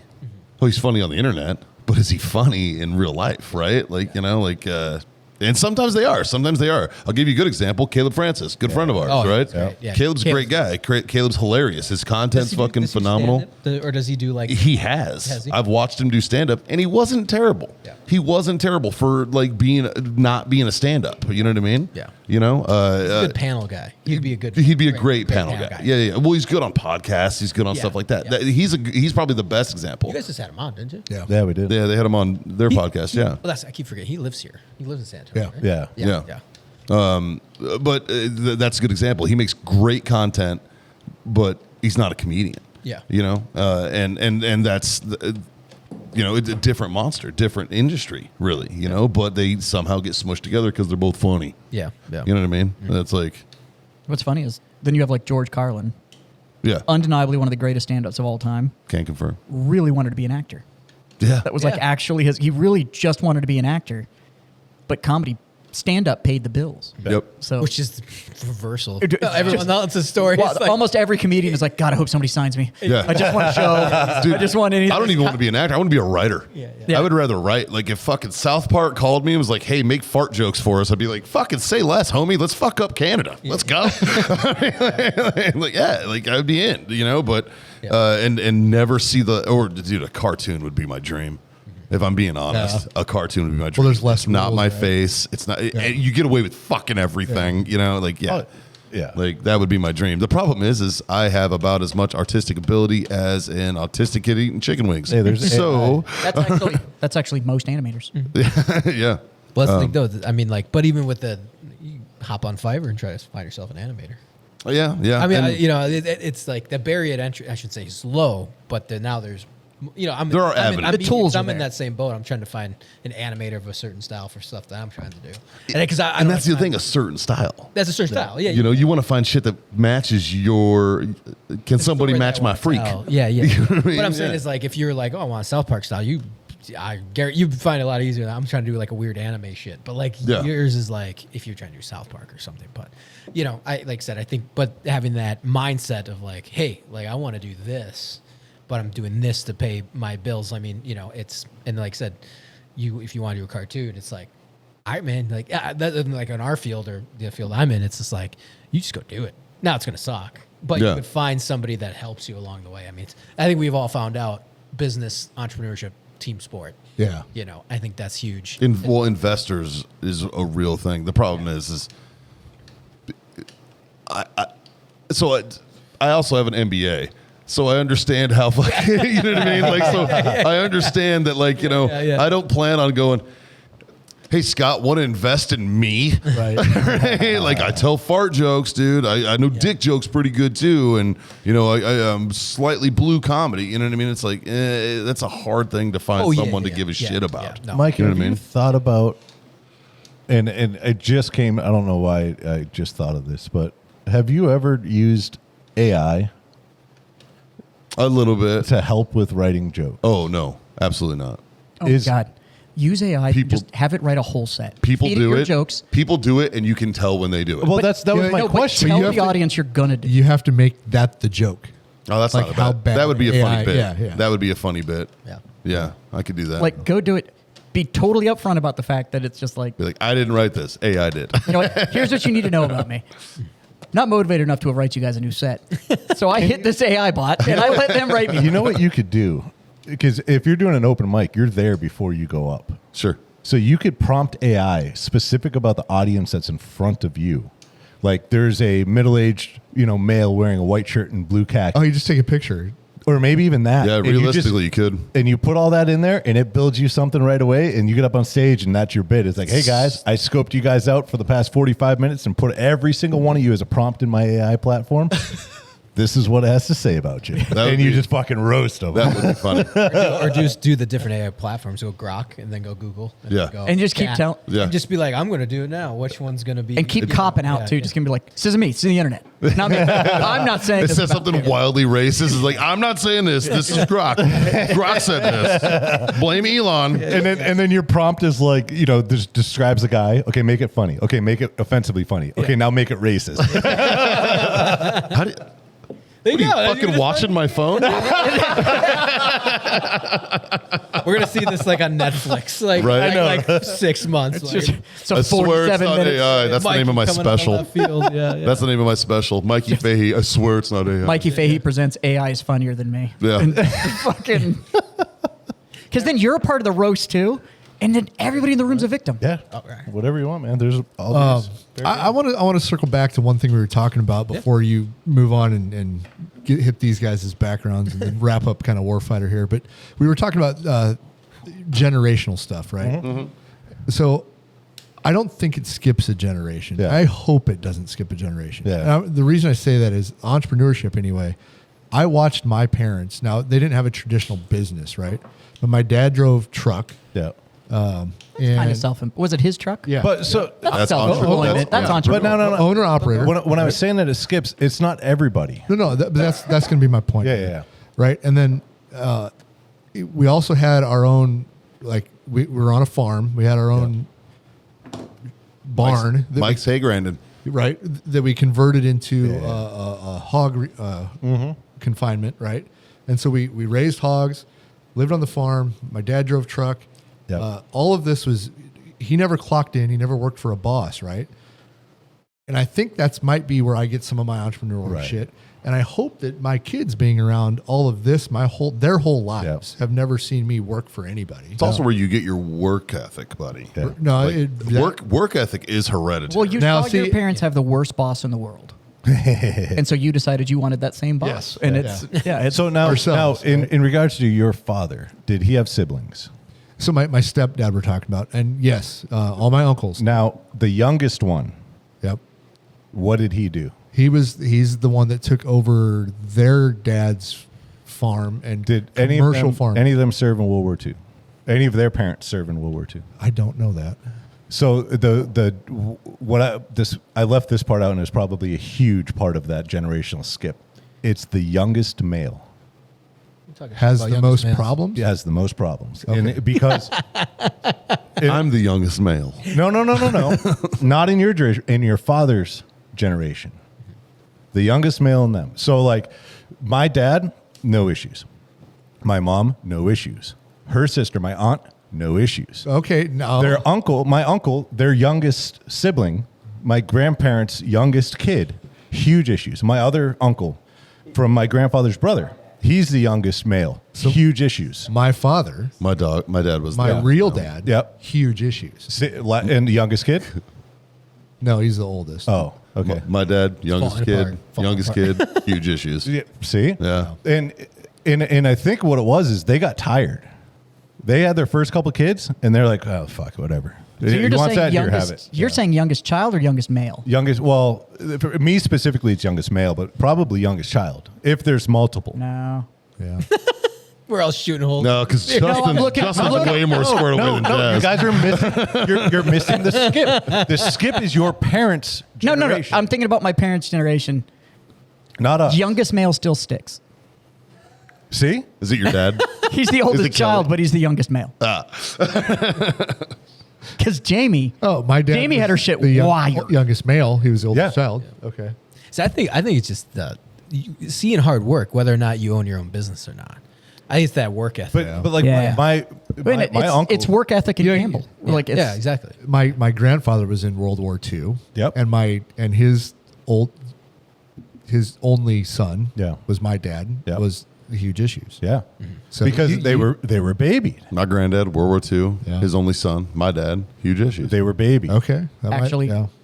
It's a good Steve Dixon's generation. So Steve obviously has his shit wired. thing. Yeah. Steve and I are really close, so I know a lot about his family. He's the one that's got his shit wired, and his younger ones Not so much. Yeah. not so much. See, I'm saying there's a thing. There's See, I something. think maybe in our generation is the opposite because I'm way more squared away than my fucking D-gen brother. No, our generation is today's equivalent of World War II. I'm not comparing us to those fucking beasts. No, those guys are giants. They're a different breed. We're trash. But we are that iteration So of your society. So according to your thing, that one right there, my youngest, is doomed. Yeah, you're fucked. I disagree. I think this one's going to be your success story. I know, right? I think I this is honestly think he's going to break the cycle. I think he's Honestly, I think that one might be your retirement plan. I know. like that's the one that's going to take care of you when you're old. Yeah. Bro. I think our generation is different, right? Because this is a rabbit hole. So, generational trauma. Mushrooms. Yep. Okay, generational trauma. I think I know where you're going with this. It's a cyclic thing, and our generation is probably the first one that is actively trying to break it. Right? We're trying to not allow what our parents instilled onto us into the next generation. Well, only the good parts, and we're not trying to keep Or we're some of us are facing the trauma head on and not suppressing. and that's where I was going with it. Is it's taken enough time for us collectively, our generation, to get to that point of getting through our own trauma plus generational trauma, that the youngest are probably going to be the best. It's just the Bane. The oldest are the ones, because when the guys come home from World War II, they just shut the fuck up and they grind it. Yeah. Right. And so their kids that they popped out right away, they got them immediately grinding too. And then by the time they had their last kids, they were tired. They don't want to deal with it anymore. There's What? a fuck it. Here, I already made my money. The other kids are doing great. So here, whatever you want, just fucking have it. It's also a copy of a copy, right? Yeah, Like, yeah. it's never as sharp as the original. Yep. So at a certain point, when those guys from World War II got too old, their oldest kids kind of took up the mantle Exactly. of helping raise the youngest one. That You know what my I mean? mom was the oldest, and she was the mom. She raised, And that's because back then, fucking the That's how- nuclear family was a real thing. Yeah. Right? Like having children was part of your civic duty. Right. All right. That was a marital fucking responsibility. You know, I a like woman on her this. back was to fucking actually that a woman on her back, that was part of her marital duties in society, right? Like Yeah. is having it wasn't Shit. a like dudes were fucking till they're degraded 80. thing. In the Midwest, it was you needed kids to keep the farm going. Exactly. Yeah. You know what I mean? labor. And at a certain point, He's just like, damn it. I like, but I at like a this certain tired point, cop-out. mom and dad get too No, old, what'd and you the say, the fucking tired oldest cop-out? sibling takes over. I like the You know? tired cop out. But it's true. Justin was born when I was 13. And they put him under your care. And so They're like, fuck it. no wonder I was so tired of fucked this. up in my 20s. You fucking wore me out. And then I was just like, Oh, you guys are related? That's his my little brother. brother. Oh, it's a little brother. Oh, okay. That's me. You're welcome, by the way. Yeah. So, yeah, my 20s were fucked up. It's your fault. They came out of different vaginas, but same ball bag. Got it. Yeah, he's technically I'm 12 and a half years older than he is. So I became parent number 3. That's and then why my mom was so fucking frustrated. My brother was too fucking stupid at 10 and a half years older than And me to then- handle me. Got it. now I graduated, moved out, and I'm not gonna lie, I wasn't a great big brother. I was around. I wasn't as around as probably as much as I should have been. I married a psychopath, and that's like a whole different thing. But Oh, the military also played a role. the military played a role that retracted some stuff. But when I moved back to Texas, though, and even kind of the year or two before I moved back, when I was coming back more and stuff, Justin and I got real close. And yeah, he's a. So what's great is I'll blame him for being fucked up in my 20s, but I'm totally accepting part of the responsibility for how squared away he is. It's not as his That's mom. very parental of you. I had nothing to do with it. Let's normalize everything except accountability. Yeah. Kind of the beauty about, I mean, like, we're kind of fortunate. Like, I have a 4-year-old and 1-year-old. Graham, 38, so I'm having him later. Yeah. But at least in, like, our generation, it's like one of those things where you're, the information is more at our fingertips. Yeah. Of, like, what worked, what didn't work. Right. And, Well- and like you said, kind of like facing, like, we deal with our trauma, we talk about it, but we also, I don't know, maybe it's the vet of us, we still bury it and move forward. Yep. Like, we don't harp on it, we don't. Push it deep down You're- and water it with whiskey. What's your guys' age difference? How old were you when you dad had was him? 30. You were 30 when you had me. Or 28. Okay. Okay. And so, is he your first child? Last. Last? Last. Okay. Yeah, How yeah. early did you get So- started? Well, I married a woman that had 2 boys. Yeah, my Married my woman, brothers. had 2 boys. 2 and 4. So you had a hot start. You like got married Insta-family. instantly, like had Insta-family. the whole family thing, and then Months from the time I met her to the time we got married. Yeah. oh wow, he came out of the blocks hot. So my question for you and my point, my question to you and my point for him is, as a 38-year-old, I feel like you're going to be a much better father because I had my first kid when I was 20, right? And I feel like I'm a much better dad to my younger kids because one, I'm around, and I'm past a lot of my my PTSD days, Shenanigans. right? Yeah. So, but I feel like at 38, if I were to start over, one, I wouldn't. But I've done it no. already. That Right? sounds terrible. I've had 4 boys. I've been through it. I don't want to start over. Yeah. But I feel like if I would have, and like Jaz is about to be a new dad, right? Ooh, congrats. I feel like at your guys' age, you're going to be much better fathers than I was at 20 Talk because about I being was still a fucking tired. child. I will be 41 years old when that child gets I here. know. Well, so do It's worth it, man. you remember the term sow your oats? You know, like go sow your oats. Go have a fucking Yeah, blast, I've done it. right? And Yeah. Yeah. You guys got to experience that. Oh, yeah. You never did that. That's why I'm an asshole now when I go out, right? Yeah, yeah, right. But now it's my time to shine, right? Like where I was a fucking prick in my 20s. I didn't have my first kid till I was 30 or 29, and my second at 30, right? So like, I feel like I'm a better dad because I waited till I was mature, Yeah. to have babies, right? I wasn't a kid having kids. I was a man having kids, and it made me a better person. That's 100% true because I think, I saw that from the get go. Like I was like, I want to go this stretch and fail I was like, I'd rather go do the things I want to accomplish, fail, Yeah. or try things before I. Because then it is kind of like you get out of your system because you always watch I watch films, but films are our books, films are our stories, films are the heroes. It's our campfire. Yeah, exactly. It's the stories that get passed on. But when it's, I don't want to say it's depressing, but sometimes you see those movies that are like, oh, I had a kid at 18 and they didn't, and then the 20s get really rocky because, and you for kinda, sure. and like, how many friends I had tons of friends that had kids at 18, and now their kids are graduating. Like, and now I'm kind of jealous. I'm like, right. I'm starting, and then I'm like, oh, they're graduating. But that being said though, like, I kind of was like, I'm going to do this. And every girl I dated was just like, I was like, you can come along for the ride, but I'm going to be a contractor. Take it or leave it.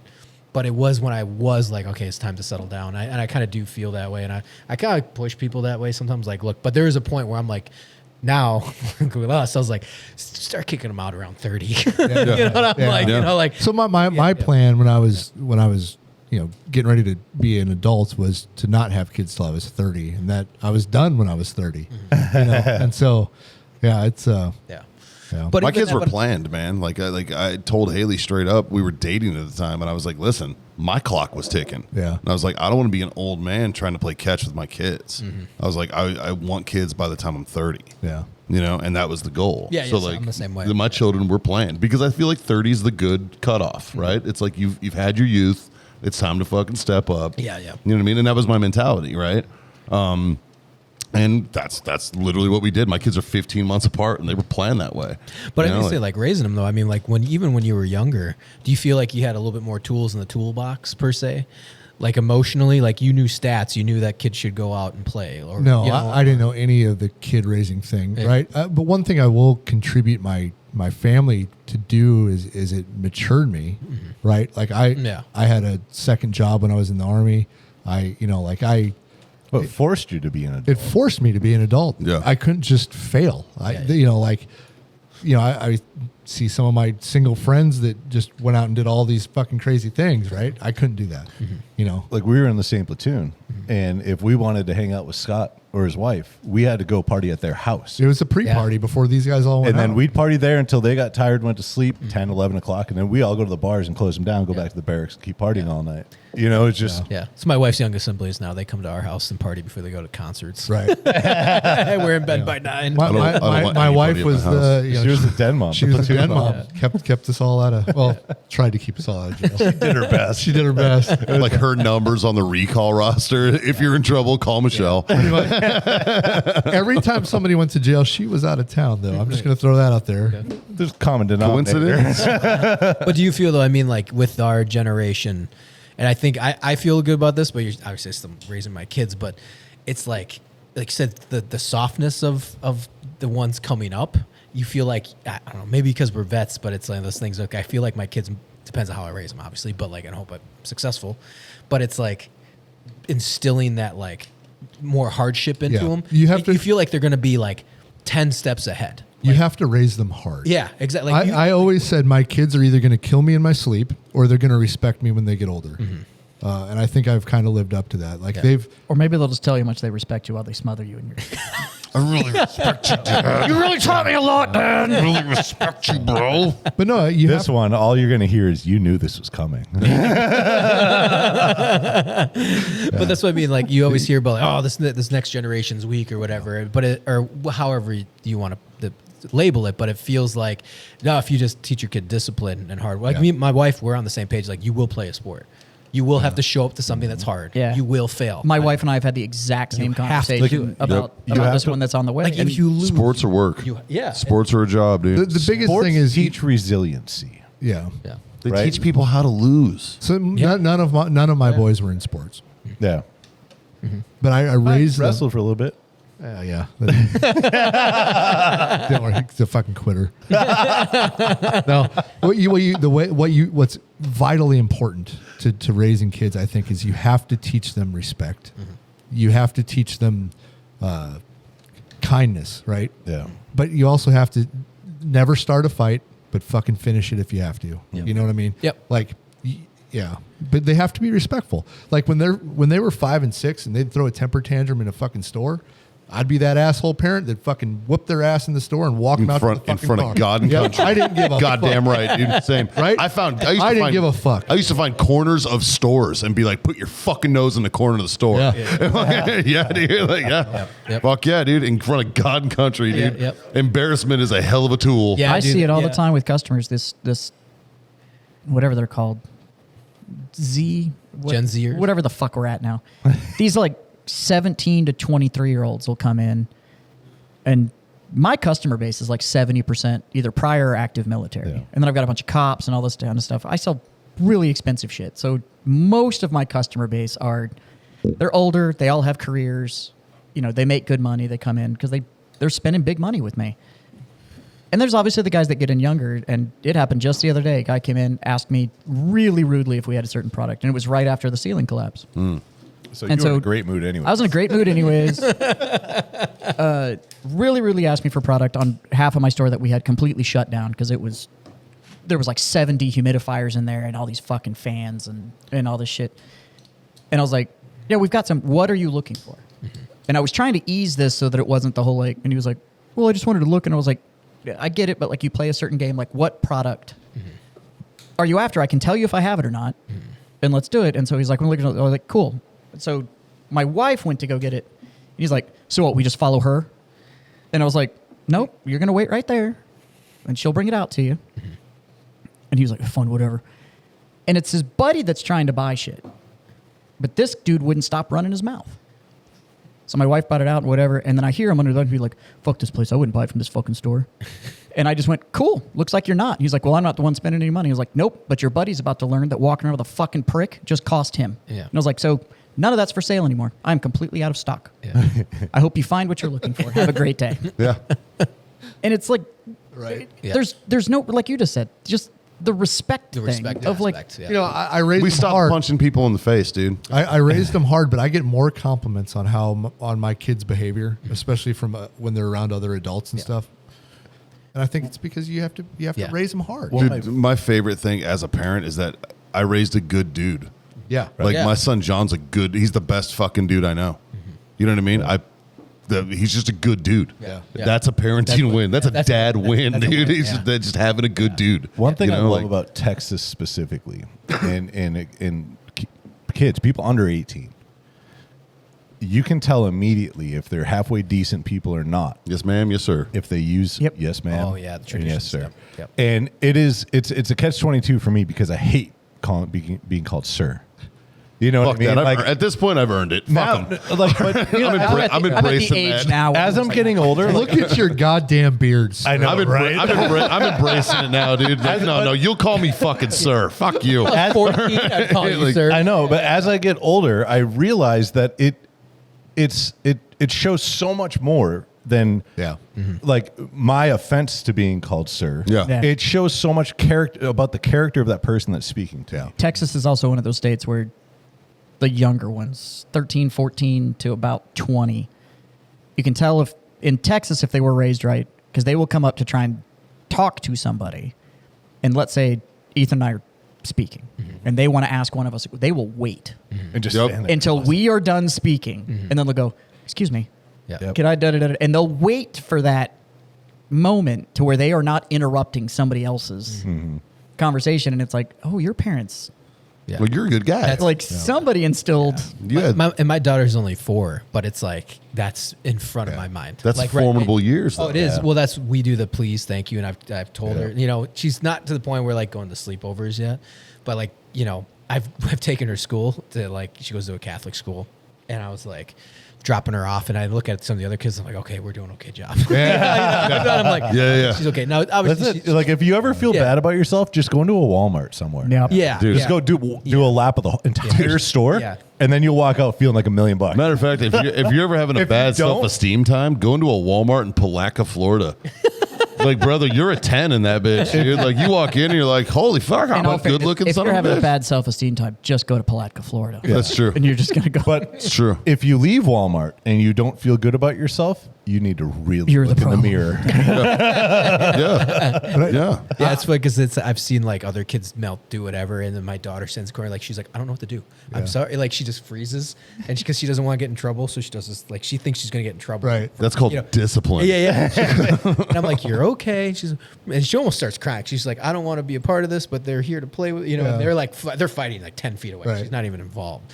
So it is kind of like, and the police, they all the time, like I hand her something. I was like, what do you say? Yep. What do you say? Yep. And she's watching TV, so she'll forget. Like, what do you say? Like, I don't move until I hear a thank you. Yeah. And so it's just that. It's just discipline, like respect. And like 5 to 11 are about the ages they really start understanding. And though I think 5 to 11 is like the most important years to really put your foot in their ass. Like my son John, the first words he says to anybody the first time he sees us in the morning, like whether it's Haley or me, as soon as we walk downstairs, it's good morning. He just says good morning, and I didn't even teach him that. It's just I'm just like, fuck, you're a good dude. You're a good dude, man. He just says good morning every time. He's fucking 14. Yeah. What 14-year-old is like? Good thing you "Good weren't a morning." sergeant major. Fucking for real. How do you know what kind of goddamn day it is, kid? Like- we just woke up. I was an acting sergeant major. I just wasn't a douchebag. I had to go to Home Depot yesterday because I'm replacing the floor in the nursery. And I had to go to Home Depot. I needed a floor scraper because I ripped out all the old carpeting and there was like the glue shit. Yeah. But I'm walking through Home Depot and there was a 7-8-year-old with his dad or whatever. And he walked by me and he looked at me and goes, Happy Father's Day. Like, just That's awesome. bright, the whole 9 yards. And I was like, thank you very much. Tell your mom I said hi. He didn't know me from fucking Adam. Yeah. But at some point, that dad told him what day it was, Yeah. Or mom told him. or the mom told him, Yeah. or something. Yeah. And mine's not here Yeah. yet. But Judging by Caitlin was with me, so judging by the beard on you, though, Yeah. you would assume that you already got one. yeah. Well, You know what I mean? Caitlin was also with me, and Yeah. you guys haven't seen her in a while, but. Nobody told me that was going to happen. That they go from like not showing at all to like a week later, all of a sudden Yep. it's just it all happens at once. You and wake you're up just one morning and you're like, What? I was like, holy shit, that's a baby. where'd that Oh, come all right. from? Yeah. Now I'm assuming that he was probably walking by and anybody that was male that day, he was just hitting him with it. But I was like, whoever this parent is that told this kid like this is what today is and this is what we express or whatever, like good on you. Yeah. Also, the kid wasn't shy, so they obviously made Yeah. it to where it was normal for them That's to interact. My daughter So- does that to like we go to stores and she'll be like, "Hi, how you doing?" Yeah. And then if she has something, she's like, "Look at this." And I'm like, "Okay," she'd be like, "Are you my friend?" And you're like, "All right, like it's a little bit of stranger danger. Can we like?" Yeah, but it's cool. close You out a little also- bit? You got to find the happy medium. Yeah, kid. happy medium. But that also means that Yeah. you've created a safe space and a trusting space Yeah. for your daughter because Exactly, yeah. that's a sign of they don't feel like the world is out to get them. Mm-hmm. That there's opportunity out there and not just risk. Yeah, that doesn't come till 25. Yeah.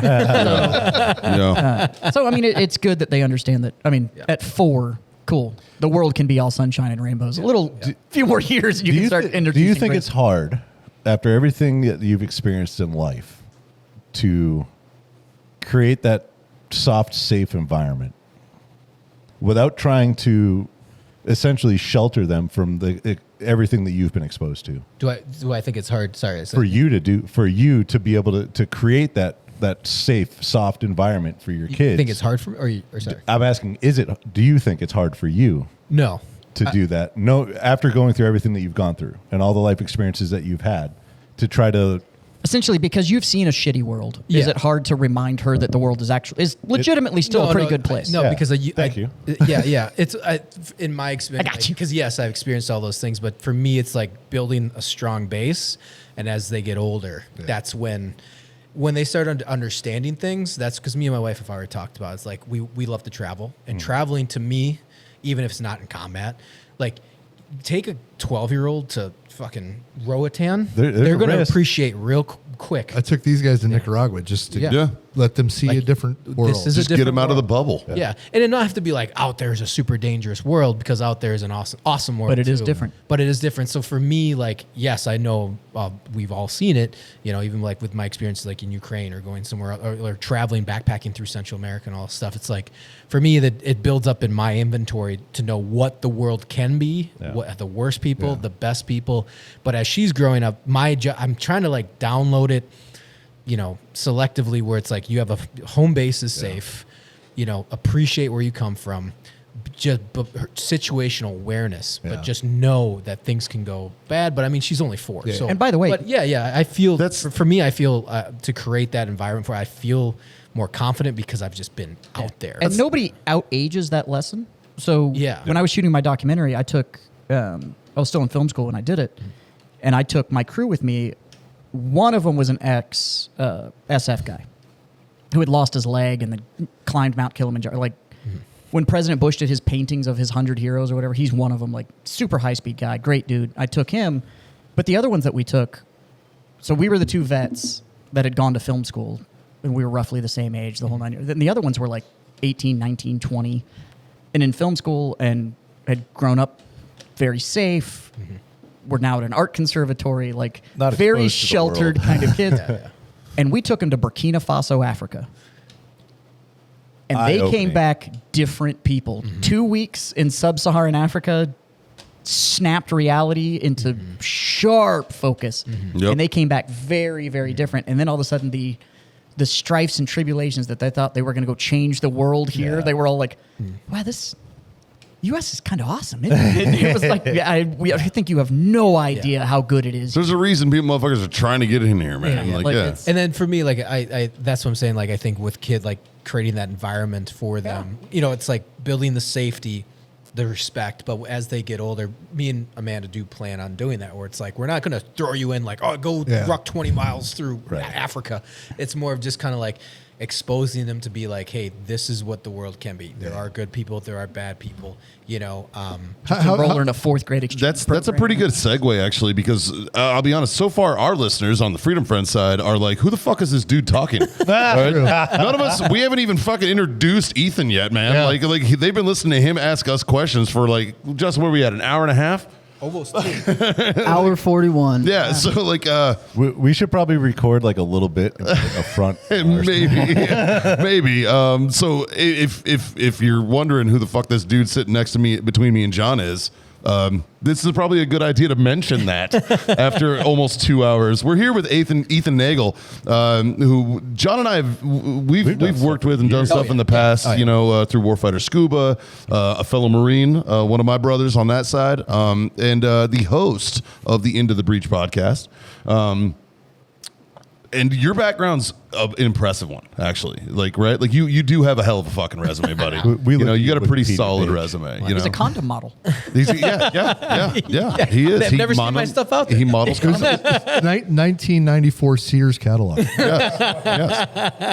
But can you give a quick 30-second fucking elevator speech about your background, bro, and like so that our degens on our side, because they're all like, we're usually listening to dick and fart jokes. What's up? Yeah, absolutely. Marine Corps Infantry, 3 combat deployments, Scout Sniper, and 2 Iraq, on Afghanistan, combat advisor. What years? It would have been 06, Haditha Triad in Barwana, and then 07, 08 was Fallujah Provinces as a Scout Sniper, and then 08, 09 was RC Central / RC East, and Uzbek Valley, but that was my combat advisor. So I volunteered for that one.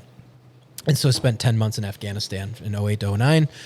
And then that was awesome. Got attached to, was working with NATO ISAF, worked with Norwegian SF, got attached to Special Forces 10th Group, worked with 20th Group, like it was just a... I love that emphasis. Yeah, I'm sure. He was attached. I was attached, and then worked with the contractors, Blackwater, all that stuff. So that was an amazing deployment. What year were you your contractor?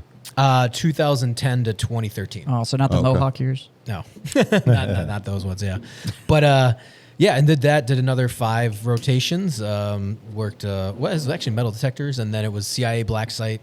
That contract, it was like they called it Condor at the time, and then shifted over because then everyone's like, oh my god, it's high speed. It's like they shut my site down, and I'm like, well, I'll get paid more as a whips protection mobile Right. in Kabul. Yep. So I went over as a DDM and did that for a year, which was awesome.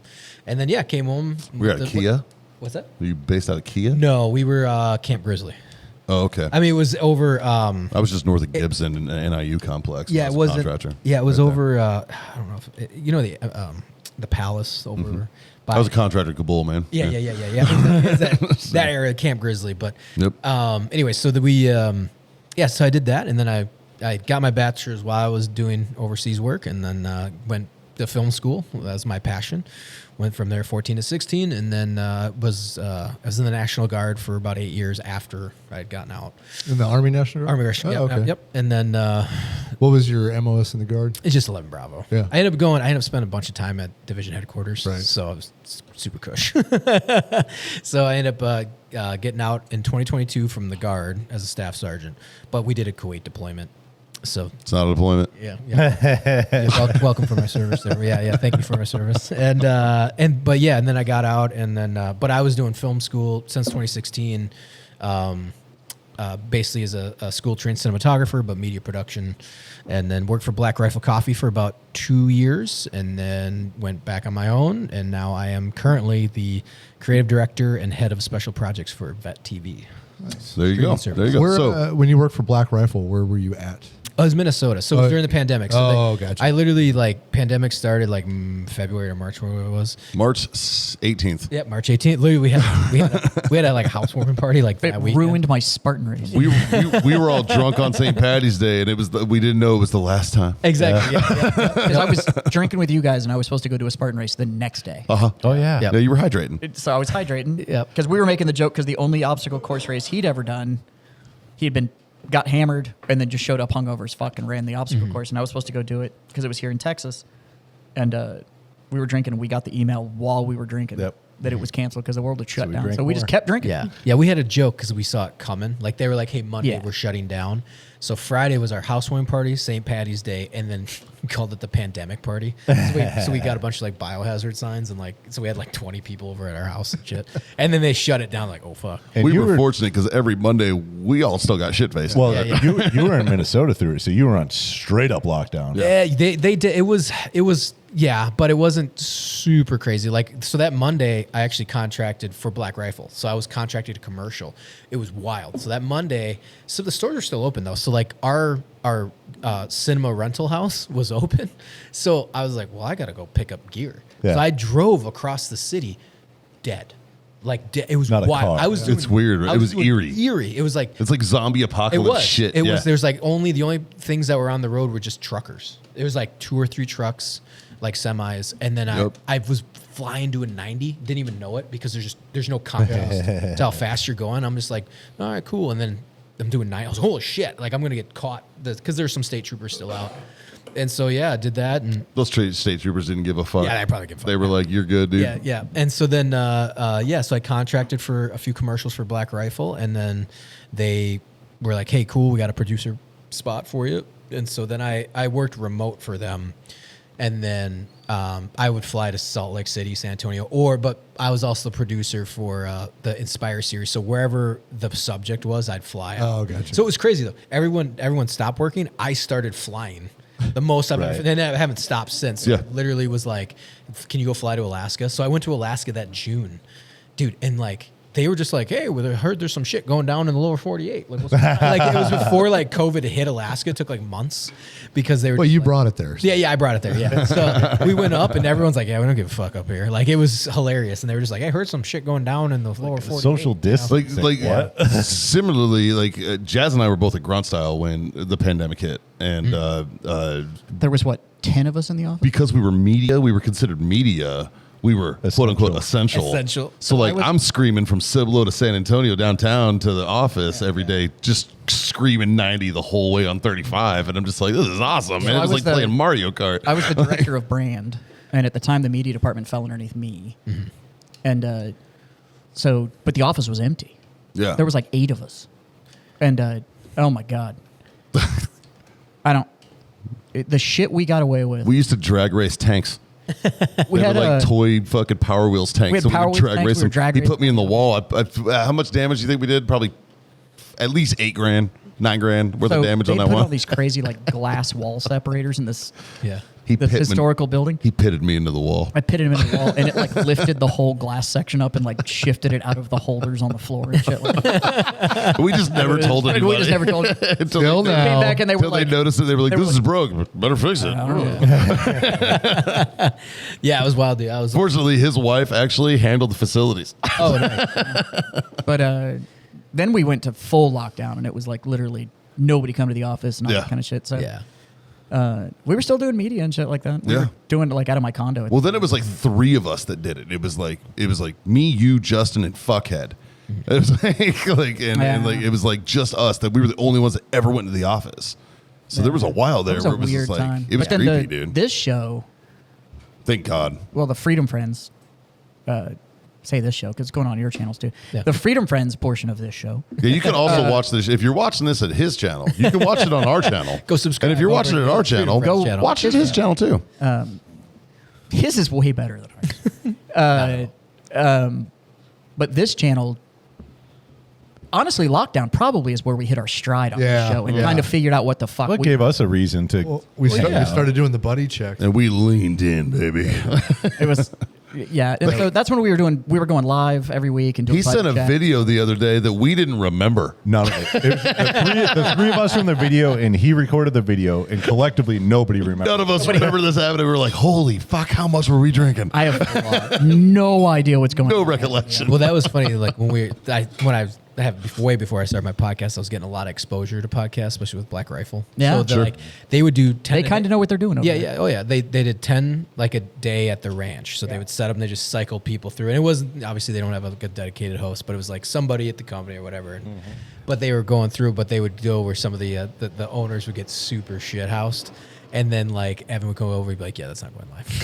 So they would do like, Well, there's- yeah, they're like, I think that will never see the light There's of day. 2 lost episodes from that we've the ever. lockdown. Yeah. That- There's 2 of them that it's like, nope, Nope. those aren't getting out. That's not gonna- there was an episode that went live. Somebody had because that's when Texas legalized alcohol deliveries, Yeah. Oh God, yeah. and somebody had bought each host their own bottle of Jameson. Jesus. No, I went and picked it up. And you went and picked it up. Yeah. You could do curbside pickup, bring back. And we had one show that I think went like 3.5 hours, and each one of us aced a bottle of Jameson on the show. Christ. And literally, we had a meeting like 2 days later that was like, I'm thinking we should slow the fuck down. Yeah. Like this was. We had it 2 days later because that was the first time we woke up. Yep. Still to this day, I've never read that memo. Yeah. Yeah. And but yeah, I mean that was an interesting period. It was honestly, I think it was the resurgence in kind of the podcast forum because it was one of the only ways that that People just start firing them up. Yeah. people started Yeah. firing them up and getting them out, Out of and boredom. it was one of the it also created a lot of interaction that wasn't there before. So real opinion could get out, just kind of what was going on. There was some semblance of connection because Yeah. you could. Listen to You could listen and then you could comment. You could kind of get your favorites and follow and all that kind of stuff. And so, yeah, I mean, it was a really interesting time in just media creation and what it's done. And it's, I mean, now, now there's the whole joke of just like, that's what middle-aged white guys do is they just start podcasts. And it's because, because you can go on just about any website now and just buy the whole kit. It just To be shows fair, up. Oh, just yeah. good. We were all in our 30s when we started this. Now, but another stereotype though is you have a female in her 39. 20s is now an investigative journalist going after murderers.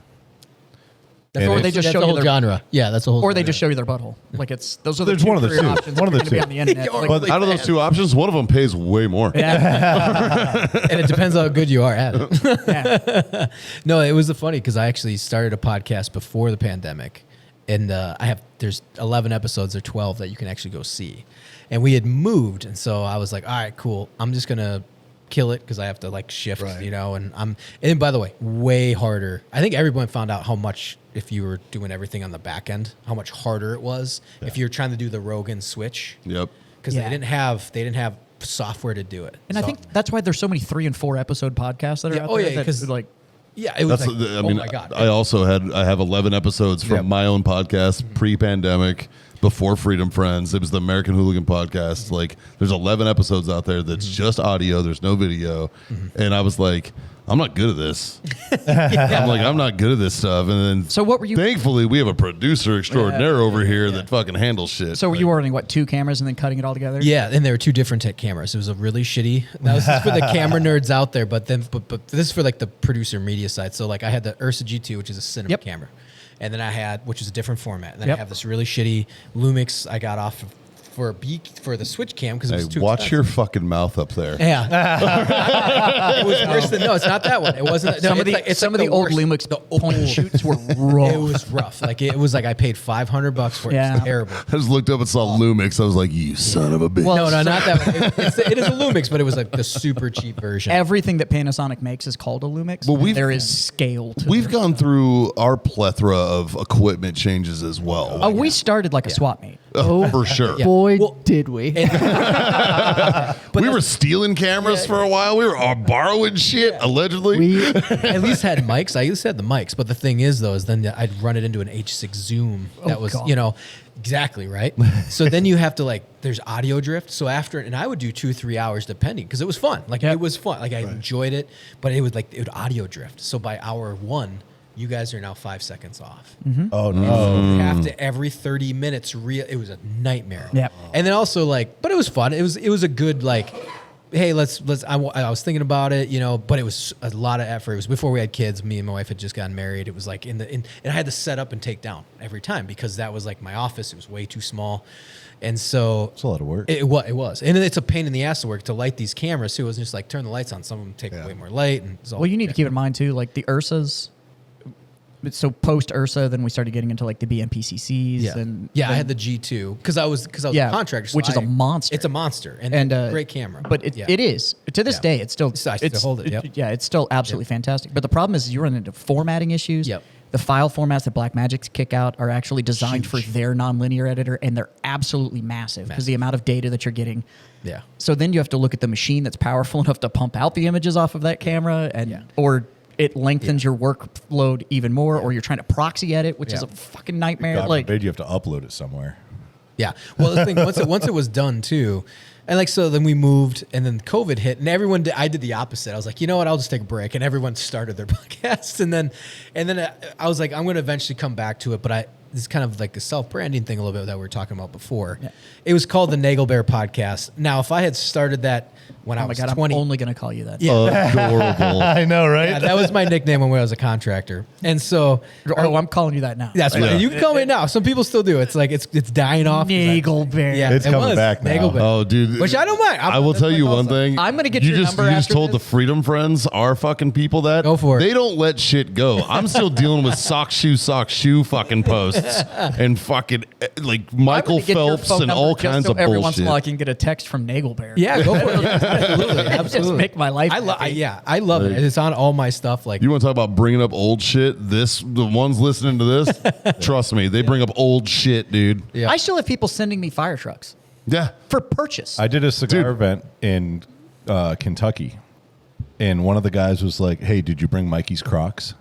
Yeah, right? Fucking obscure. Like, we talked Why about the that fuck 4 would I years travel? ago. Why the fuck would I travel with Mikey's Crocs, man? That's a To weird be thing. fair, we talked about it 4 years ago for 8 months straight. That's Yeah. true. that is caught up. Yeah, we beat the shit out of that topic. Yeah. The Flocon de Neige got beat to shit. But it was I fun got though. published on Urban Dictionary. Nice. That's pretty dope.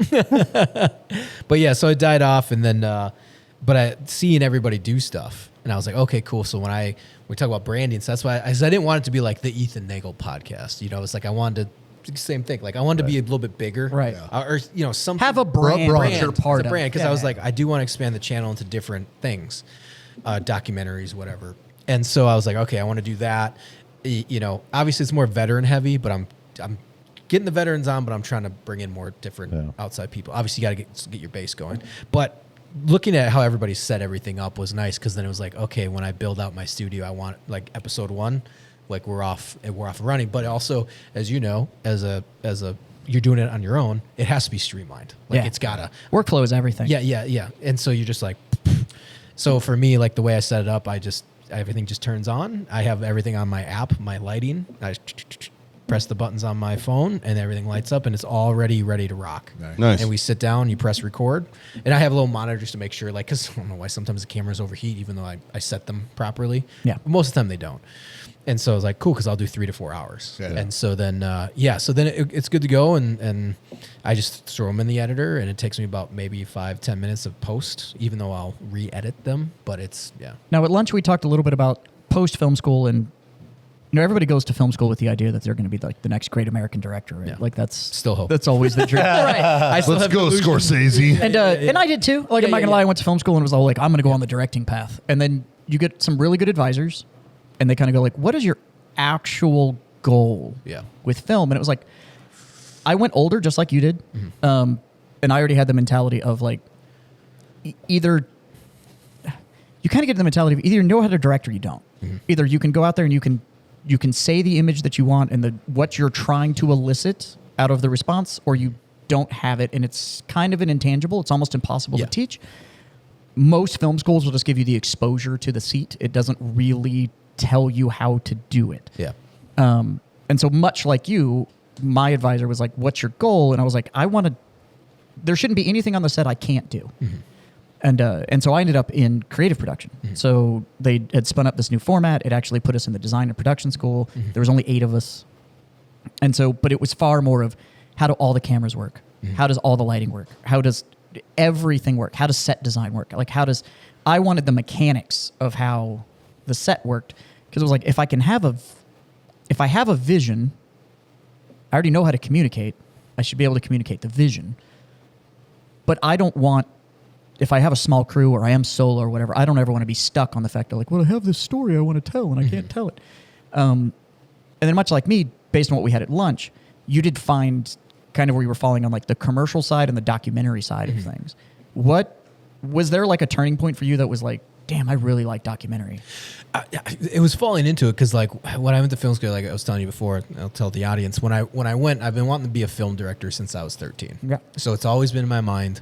Finally get to film school, like kind of doing the thing like So Your Oats. Like I wanted to go contract, make money, chase girls, have life experience. Now I'm going to go pursue this. Because also, too. Attaboy. Yeah, thank you. And so, but it's like just also the stories that you tell. Because again, you were older, right? I was too. The stories you can tell, and these 18-year-old kids who don't have that type of story is just like, and there's nothing against them. It's just they just don't have anything. So when I would write, even though I was a beginning screenwriter, we'd do the log lines, we'd do whatever. I was a decent creative writer in high school. I used to write a lot. But it's like, okay, cool, now you're restricting me into this format. That's great. How do I say so much in so many words, and whatnot?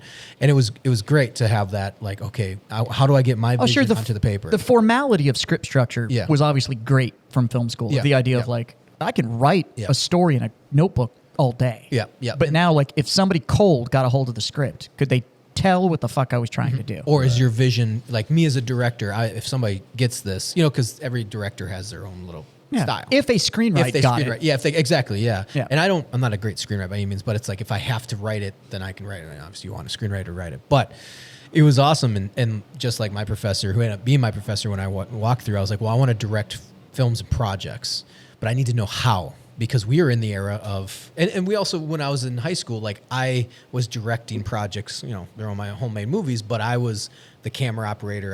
But I was like, I want to know, how do I make what it looks like in a Michael Bay film? How do I make it look like that? Like, how do I make it look Explosions. like Ridley Scott? Yeah, that's In a Michael Bay film, it's low angle explosions. Yes. Explosion. Slow motion. If you want us to look like JJ, just Yeah. flares. Yeah, flares everywhere. Yeah. But it's like, but you don't know what you don't know. So then my professor's like, well, he goes, if you want to direct, he goes, and if you've already kind of done it, and you know what your vision is, then you should be a cinematographer. Yeah. Because then now you know the technical, and then that technical, then it's like as a director, you know exactly how to do it. So you're not, because I've run into guys, and which is fine, and you learn that in film school, which is wild. I never knew some of the greatest film directors are like, Couldn't turn the camera off. okay, they don't know how to turn a camera on. Yeah. They just don't. They're like, that looks good. And then, or they don't even look through the viewfinder. They just like like, this looks great. And so then it's like, wow, it totally opened up my world to that. But Now yeah, the greats all can, and you'll Yes. see images of them like they on know what fly they're doing. rigs behind Yeah. the cameras. They know what they're doing. Because they But used to be cam ops, or they used to production designer. They But understand how it's going to. ultimately, in that discipline, you can have the best vision in the world, but if the camera's not seeing what you want, Exactly. you're fucked. Yep. Documentary was something that I got passionate about. because of the agility that's required in a documentary format, you're still telling a story, and you can still shape that story, and you can still put it all together. But you've got right now. That's it. There is no reset. You get this one shot at it, and that's all you've got. There's a flip side to that same coin. And I'm not trying. You got more? I don't want to cut you off. No, go ahead. Okay. I just watched this documentary on the flight back yesterday about Ocean Gate. I want to watch it. I want to watch it. Saw it. Right? It's good. And it's bullshit. It's not good. Oh, it's not good? Damn it. No. Yeah. And I'm going to ruin it for everybody real quick. They go over the 10 years leading up to that dive. And then they get to when that dive happens, the whole fucking event.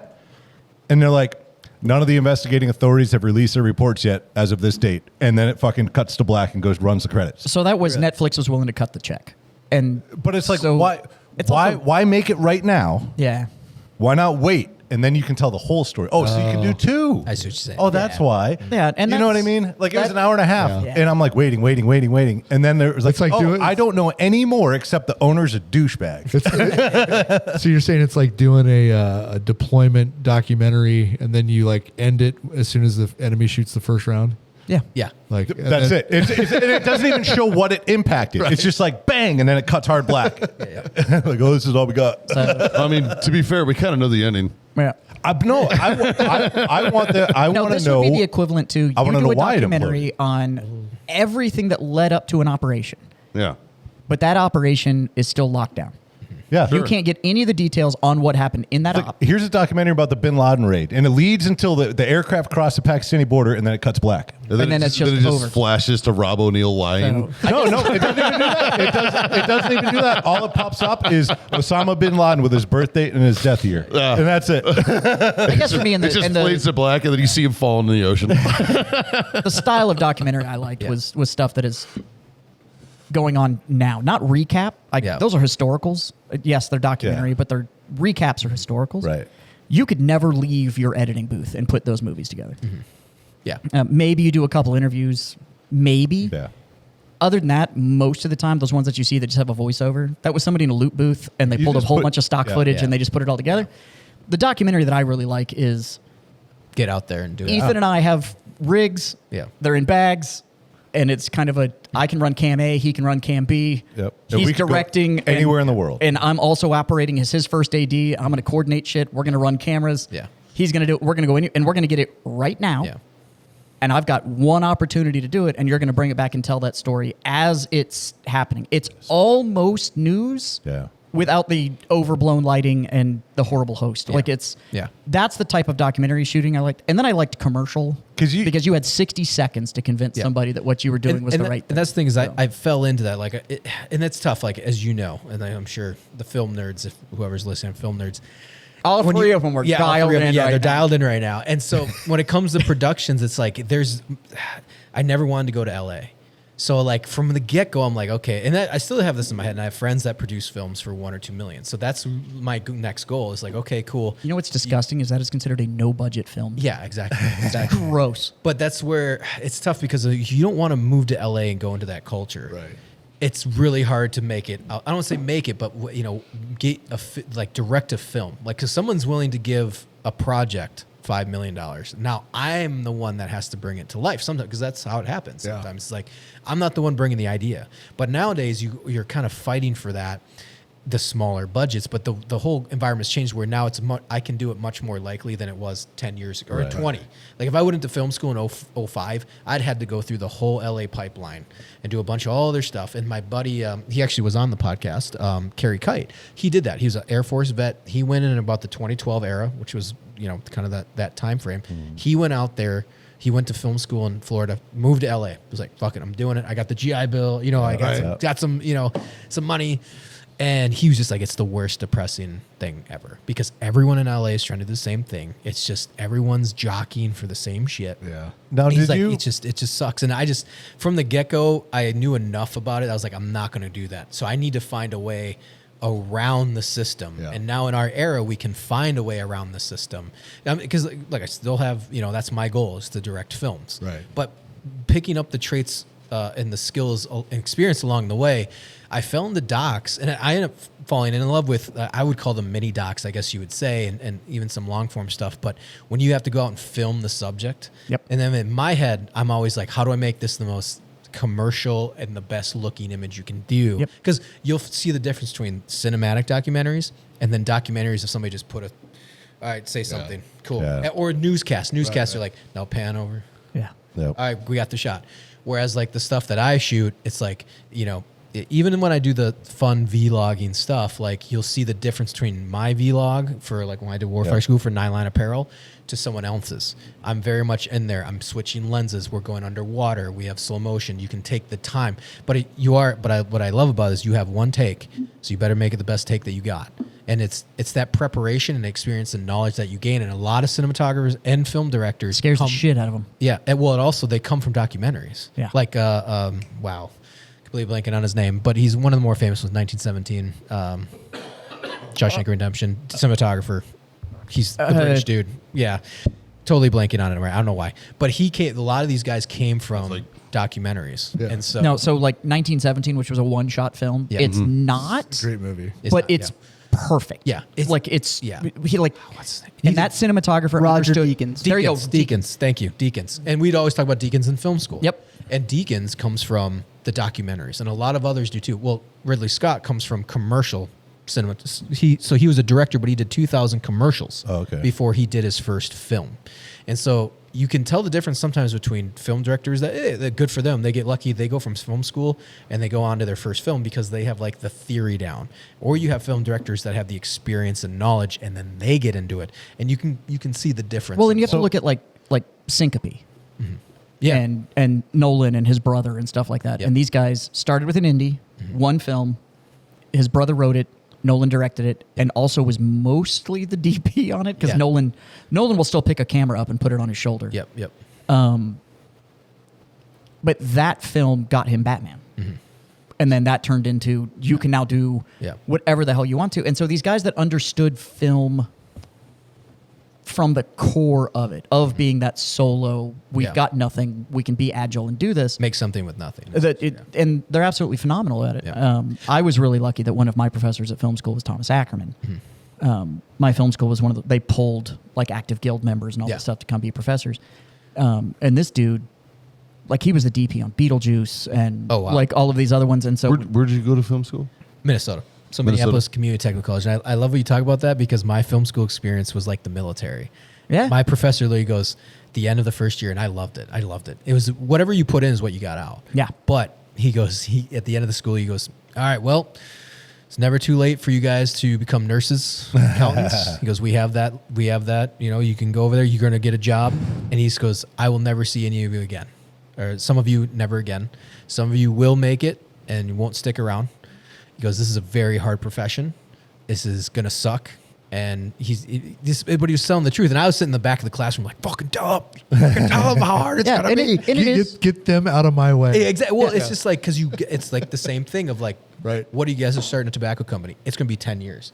Like when I was in film school, I'm like, this is my career. This is my life. I'm going to be here till the day I die. And it is a grind. Yeah, it's a grind. And it's going to suck. I knew I was going to be starting from zero. Yeah. You're going to be, even it doesn't matter how good you are, you're always going to be knocked back 10 pegs. It was great. And then, you put your own money into everything. I was broke. I was actually making money editing. I wasn't even doing filming because people don't like to edit. So My film school was one of the ones that, Yeah. so at the end of your second year, I went into the production design thing in my second year. So at the end of the first year, you had to apply. But all the other disciplines, directing, cinematography, all that, you did 2 years of just general film study, and then you had to apply to the school you wanted to get into. Okay. And So if they told you no, too bad. And at the end of every year, you had to put your media up for review. And if the staff went, you don't have it, yeah. they cut you. So UNCSA has a 67% attrition rate. So, So they let 100 yeah. people in, 30 graduate from that. I'm from ignorant each to year. film school, and so what you were talking about briefly just before this was like post film school and the directions that you guys are going to go. You were talking about your buddy that went through in 2012 and went the LA pipeline, and everything was different. Do you think it would help if they went? Like, would they learn anything different if they went back to film school No. again? No. So that's not the thing. It's just the pipeline after film school. He went to New is York. what's changed. So over the yeah, past it's 10, 15 typically years. Carrie went to New York, and it's all different cultures. He went to New York and became an advertising and marketing. Yeah. and now he's killing it. Okay. Now he's killing it. So it's just the environment. Like I just was like, LA is not for me. Yeah. New York I'd is- rather be out of Midwest and shoot emails out to company brands and build my commercial and Right. at work, even if it's through mini docs or helping even like small local shops. It doesn't mean you can make a Michael Bay 30-second ad for your local ice Well, cream when shop you if when you want. guys met Justin and I, that's what we were doing, and we were shooting for Ford. Yeah, yeah. And they would give us some Yeah, fucking. I was in your commercial. he was in one of my commercials and stuff like, but they'd give us some $150,000 Mustang Yeah. and go, go shoot. hey, we have a particular list of customers we want to send this to. You need to make these guys feel like they have the biggest dick in the world if they buy this car. And so they'd Hold give my us beer. yeah, they'd give us, so they'd send us like a Roush Nightmare F-150 and all this stuff, and you're shooting, and you have 45 seconds to get somebody to separate themselves from 200 grand. And I loved the challenge of that. Yeah. That's why, and it's the other reason I like documentary and I like commercial shooting is it's going back to Black Rifle. One of the things that these guys mastered, especially in the beginning of their brand, was you didn't give a fuck about the coffee. The feeling that brand gave you, though, when you were involved with them, that's what you gave a shit about. Not a single piece of their content sold you coffee. Nope. It was all It's brand You were buying into the lifestyle, Yeah, and buying so lifestyle. Bro, I've still never bought any fucking coffee from Black Rifle. No, but I'm saying what the I've bought media, T-shirts. you know who they are? I've bought hats. Yeah, exactly. but no, the media Like- that But they built a media culture. that came out, Yeah. it was brand awareness. Yeah, yeah. It wasn't like Black Rifle Yeah, coffee yeah. makes the best coffee. You should Oh, yeah, buy yeah, this yeah. bag. Go to Black. now my They background. cultivated a lifestyle brand. Yeah. Now my background, I looked at all of that stuff, and the entire reason I got the brand director gig at Grunstyle was because of my military background. And so when I look at all of these guys, Which is effort- funny because Jaz didn't give a fuck about his military background until he worked at Grunt Style. well, I didn't give a shit about being labeled as a veteran or what. I didn't care. I'm glad of what I he learned. while I took was his in the hat off. military. He took his hat off and was like, I did it. That's cool. Blah, Yeah. blah, blah. When I took Next the step. uniform off, I took the uniform off. Like that wasn't a whatever. My business now, I don't list as a veteran-owned business. Look or at his hair. whatever. Obviously. Look at them locks. But Fucking gorgeous. so I was psychological operations in the Army. So when I look at brands like BRCC or Nine Line or Grunt Style or any of these ones, and I'm going like, you guys aren't selling product. You're selling idea. Yeah. And you're very good at selling idea. And what you do is you pay people like me or Ethan or whatever to go sell an idea. I don't give a. It's a widget. Like there's the product doesn't fucking matter. material almost. You're buying the lifestyle. Yeah. And honestly, some of the best stuff to shoot in the world is an idea. Yeah, oh, it's, yeah, it It's is. not. Yeah. Like our media firm would get contracted to also just do like product photography and shit like that. Because if you can frame, you can frame, Yeah. whether it's moving or not. Framing is framing, and we'd shoot just a hard product and send it back for ad campaign. And you were still trying to elicit something, but Yeah. you're at that point it's just product photography. Exactly. But the video, when it was, hey, you have to conceptualize and capture this feeling that we want, and you've got 45 seconds to do it. Yeah. That's where I love the idea of directing and producing. Yeah. Is Yeah. in that challenge. And I agree with you too. I think that was, especially like because I'm an editor as well. Like I'm pretty good at it. So when I've directed, produced, and edited my piece, so like when I did the Vet TV, now I'm working for them. But when I produced Embed Actual, I was directing it, going into Ukraine. But in the edit, in the post, that's when it gets exciting because that's when you Yeah. find how to elicit the emotion out of people and finding that footage and doing all. Not only did we do B-roll from like the war, but the stuff obviously that we had shot when we went into Ukraine. Absolutely. And so, we had our excitement. We had ballistic missiles getting intercepted over our head in Kyiv. Like it was like, oh shit, we shot that, and now we're interviewing guys, but we're using their trench run footages that they do. And there's this pretty popular, I say popular, but it's a very famous clip of a drone feed of one of the Ukrainians coming out of a Bradley. He jumps on the ground and his leg gets blown off. Oh, yeah. I've Yeah, seen that. you've seen that, right? So that's in our doc, and it's like, but we're eliciting the emotion of like the guys of who they've like friends that they've lost, and you're pulling that out and you're making them care about the story and the subject. Yeah. And I start with that. It's a 10, 20 seconds, and Yeah. people are like, "What the fuck's going on?" And I showed it my friends, and it's like waiting for it because I know it's coming, and they hop on. The dude's like, boom, and his leg goes like, people go, God, damn, you know, because it's showing the guy's dragging himself Well, and it's like one of the bleeding, and then it's one of the beautiful things of documentary, Yeah, and honestly, and the yeah. war films that I like and stuff. Yeah. What it does is it takes this high concept and it puts it on one guy. Yeah. That one guy now represents this entire story, and it brings this large concept down to this human humanizes effort. Yeah, human effort. Yeah. And it's an amazingly powerful move. And editing is where everything sings. Yep. It's where everything puts together. There's little aha moments you realize in editing that there's sometimes that no sound Yep. is way more powerful than anything I could put here. What we cut from one to the other, continually changing your emotion. Let's go from heavy as fuck to Yep. I'm going to make you laugh to right back to now we're going to get deep and philosophical and controlling and manipulating that emotional response within the film Yeah. is the idea of shooting is one thing. What you're doing at that point is you are putting stuff on a palette. And now in editing, I have a canvas and I get to take everything from my palette and actually now Yep. put this painting together. And that's one of the beauties of documentary. Large format, scripted, it's great to shoot. But to be honest with you, it was scripted. It's gone through blue phase, yellow phase, pink phase. Like you have all those copies of the script that you've gone through. And then you go to previs. That's all drawn out. And then you're using Unreal to previs your camera even further. Like you know what that thing's going to look like before you ever sit down to actually shoot it. Right. Doc though is just a different animal. And Well, and the beauty about doc too is you have to go to these. If you're doing kind of like what I've been doing, opposed to like and some people are great documentarians. Like I said, they don't leave their basement, which is great because they have big channels and they have really interesting documentaries.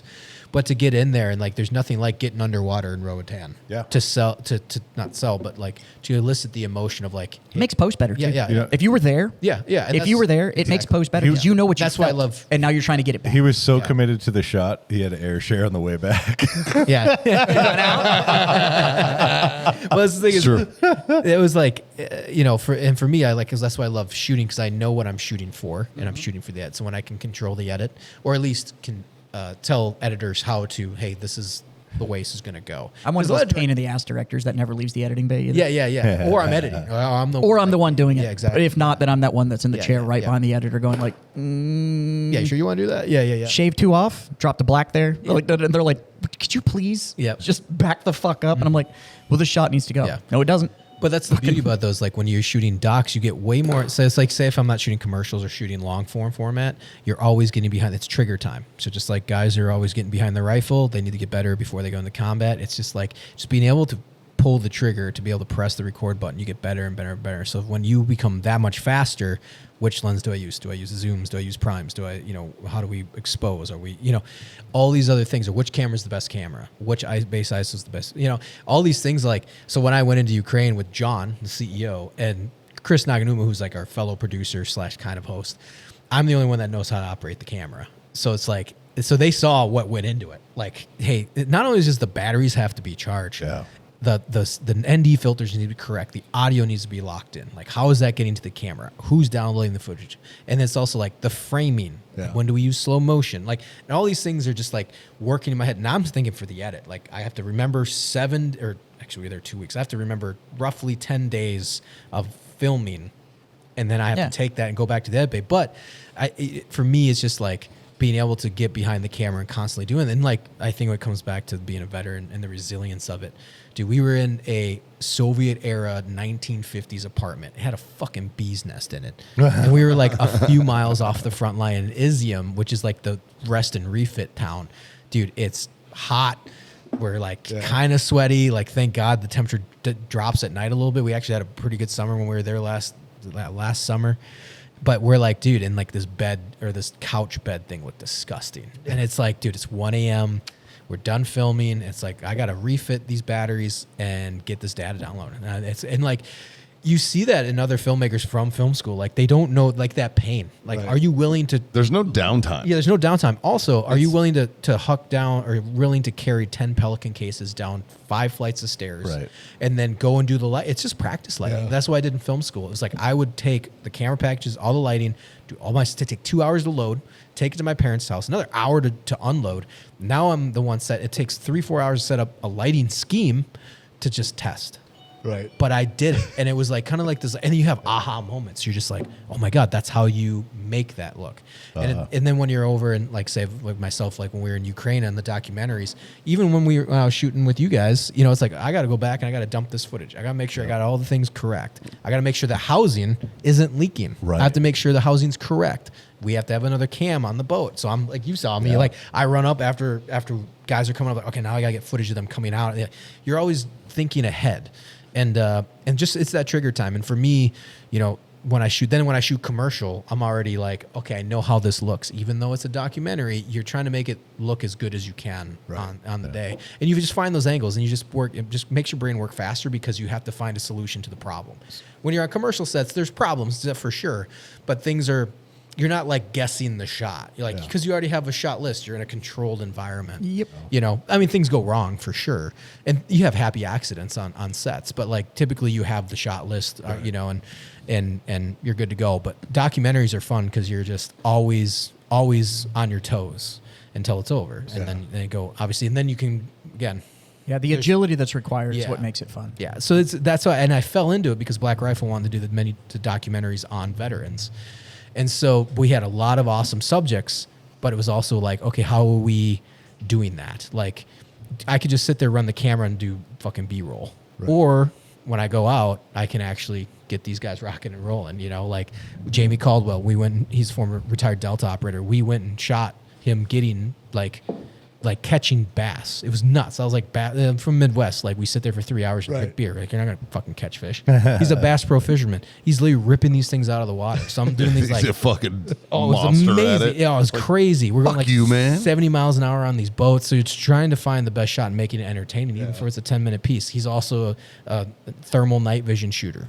So now we didn't do that, but we shot on his range at his house. So we got some awesome gun footage. Like, so it's just, you know, or my favorite was doing dog mushing in Alaska. A lot of people know me for that piece. Nice. Going up to Alaska. We could have just done the interview and then like fucked around in the snow with some dogs and went home. Where's the experience in that though? Exactly. Like even as a viewer, even as a consumer of the media, dude, like I don't want to watch that. Exactly. I want to watch the fucking real deal, man. The gritty, you know, on boots on ground type of shit. You'd be amazed at what sticks and what doesn't, though. One of the most cycled over pieces of media that I've ever gotten, and I put it on. There's a bunch of websites out there. If you have a giant B-roll catalog because you're shooting documentaries, so you just make media.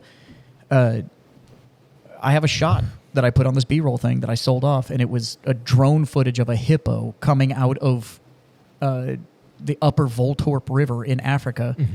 And this hippo is breaching, and it comes through all these lilies, and it like got this shit stuck on his head. So he had like a hat, and it's like walking. That thing sold, I don't know how many times, and it's a 20-second clip of a hippo. And now it's on Planet Earth 2. There's some awesome shit that Justin and I got of, you know, luckily we kind of knew the culture, so we knew where to shoot, how to shoot, and all that stuff. But of sticks on a Blackhawk, getting ready to exit the bird and jump and all that kind of stuff. And it's those calls of like, I could shoot this hyper detailed, or I could expose for the white around it and silhouette the Blackhawk and the pilot that's next to it and all that kind of stuff. So you get all of this. But again, it turns into, do I want a cinematic shot or do I just want photo of this Blackhawk? Exactly. Ethan, when you went to Ukraine, was that the first time that you went to a combat space unarmed? No. Okay. We went. I was in Ukraine during the invasion. So about 3 weeks after Russia invaded, we went in to go help coordinate the evacuation of orphans. Oh, okay. So we got a hold of aerial recovery group. We were like, especially after the Afghan evac, we were absolutely like everyone there in those first weeks. You could tell they wanted redemption for the evac. Yeah. In any Well, it's way because possible. they coincided. They were only what fucking it was few weeks months, before. Months. I was we were August, September. I was evacuating all the way till October, and then they shut the flights out of Mazar Sharif, and then February is the invasion. It was like 27th or something. Like Am I that. the only one that he just made feel like a piece of shit? No, Because I'm like, no, I don't really care. well, I bought a team at for fucking Intrepid, give back to the vets or whatever. And he's like, well, I went over to coordinate the evacuation of orphans. I'm like, It completely ruined my line of questioning. 'Cause that's not where I was going with it. Get used to this. They make me feel like a good person, and somehow it makes me feel bad.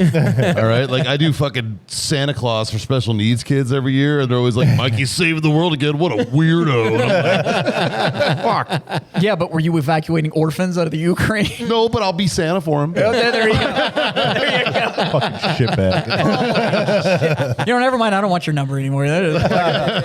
So where I was going with that was, how different does it feel being behind a camera instead of being behind a rifle? Ooh, good question. Good question. Yeah. Yeah. So the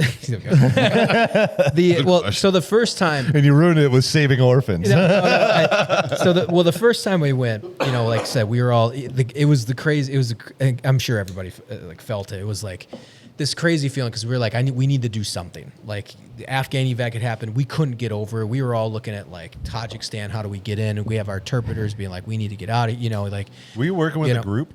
No, not really. Not in for the. You talking about Ukraine or the? Yeah, Afghan? Ukraine. Yeah. So what happened was all those signal chats that we'd used from the Afghan evac all lit up again. So we had already had this web connection of people.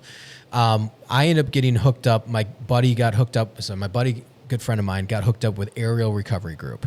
And then he was like, hey, they want me to come over.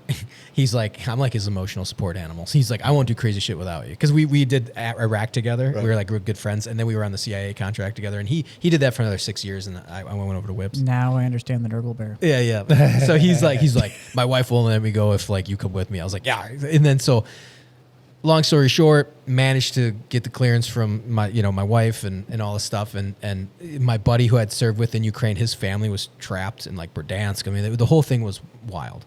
So we're like, okay, let's go. So we end up going. At the time, they were like, we're going to go to Poland, and then we will help evacuate from Ukraine into Poland. And because that's what we thought. It was like, maybe it's going to be like Afghan, where like they shouldn't even be in the country anymore. We're going to have to pull them over the border, get them to safety. So, we end up getting there, and they're like, hey, we got to go into Ukraine. I was like, oh, okay. My wife was not going to be happy about this.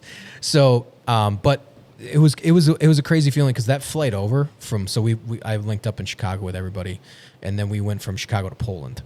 And that is the craziest feeling. It was like, everyone on that plane was like all on the same page. And it's the most I've ever felt like the feeling of being united, like after 9/11. Like 9/12 was the same feeling I had on that plane. Like all guys were coming on, Marines, you had like a Marine bat, whatever. There's like, I'm just fucking, and like you look around the plane and everyone was just like, yeah, we're all here to do either go fight or go help. Like, and then it was crazy because then the crew was Polish, and they were just like, thank you guys. Like they were just like, thank you all for being here. COVID's over. Like it was like, this was February of 22. We've moved on. Yeah, we've moved on. Like the Polish, like they just took their mask off. Like as soon as we took off, they're like, fuck this. There's like, Russia just invaded, Ukraine, which is our neighbor. It's the threat assessment changes. Oh, rapidly. Yeah, I'm not worried about a cold anymore. I could get the flu. Yeah. Or I can get my leg blown off as I exit this Bradley. Yeah, like those are exactly. Threat assessment changes. So we get in, and they're like, "Hey, we got to go into Ukraine." I was like, "Okay." And honestly, it was like, one, it was thrilling, and two, you were with a good group of dudes. But it was like, dude, that switch that you turn on when you go on mission, all came flowing back. Like, and I was a Whips. Whips. I got the training for route planning because we're all vehicle mobile. You never turn that off. You never turn it off. Yeah, it's always back. Yeah, exactly. So it flips on. I'm navigating us going into Poland, Ukraine, and you're just ready for everything. I mean, they were hitting. Kyiv was under attack constantly. Lviv, which is where we were or live, which is where we operated out of, it got hit with a few cruise missiles while we were there, on our way there, and then while we were there. And it was incredible because we were just coordinating these buses, these like Ukrainians that were getting these orphans out of South Central Ukraine. We would get them, we would process, we would make sure they had food, water, place to stay. We'd go prep the place. We'd find the orphanages. Intel was going back and forth. I was getting medical supplies to guys that were running to the front line, all this stuff. And we did that for 2 weeks. And so that was just like an incredible, we also like, there's enough shit going on that like, okay, if something happens, like one, we had an E&E route. Two, we were like, all right, let's go fucking, if we got to pick up some guns, we'll Yeah, pick up some right. guns. Like that was kind of the reason why those groups, they go with guys like us because we can turn. We're not just turn it back like, on. We turn it back on. Like we didn't forget how to be violent. Yeah. We don't. Yeah, I'm We just choosing to understand do a how to different do mission. this. Right exactly. When I was Yeah. shooting, we shot in Africa. Yeah. And so on the flight in, the Nigerian president had disappeared. Mm-hmm.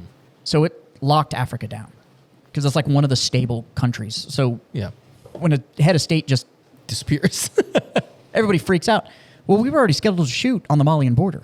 Oh, And so, and we were supposed to go, I was supposed to be interviewing and working with people. They were Tuaregs that had fled Mali. Now, when the Tuaregs, who are literally mercenaries, slave traders, and Yep. whatever, go, yeah, no fucking, I'm out. And they leave. Yeah. Yeah. And we're there to shoot. So I've got my camera and my documentary team was shit with me, but we got there. We had been transported by the gendarme from the capital over to the Malian border. And so we had a gendarme escort for our little Land Cruiser, front and back, 12 on each one, the whole 9 yards. But we got there after sundown, and they were literally taking our gear and throwing it through this UN safe house door because they were like, you have to be behind the wall before dark happens. And 3/4 of a mile away, these Americans have been snatched up and pulled into Mali and stuff like that.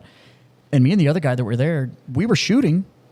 And at the same time, we knew where like every weapon was in the compound if we had to pick it up and all this kind of. And it's this weird thing of like, I'm going to stay behind my camera as long as I can. right.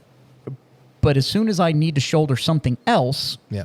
we will. And it's a, I don't know. For me, behind the camera, there's a weird disconnect. Yeah. Like you're capturing and you're there to tell a story, but there's always this piece in the side of your head of like, how long can I stay behind the camera before Before I cross that line. I cross the line of like, now. oh shit, the footage doesn't matter if I don't take it home. So like that's this question is for both of you guys because you've both been in places like this.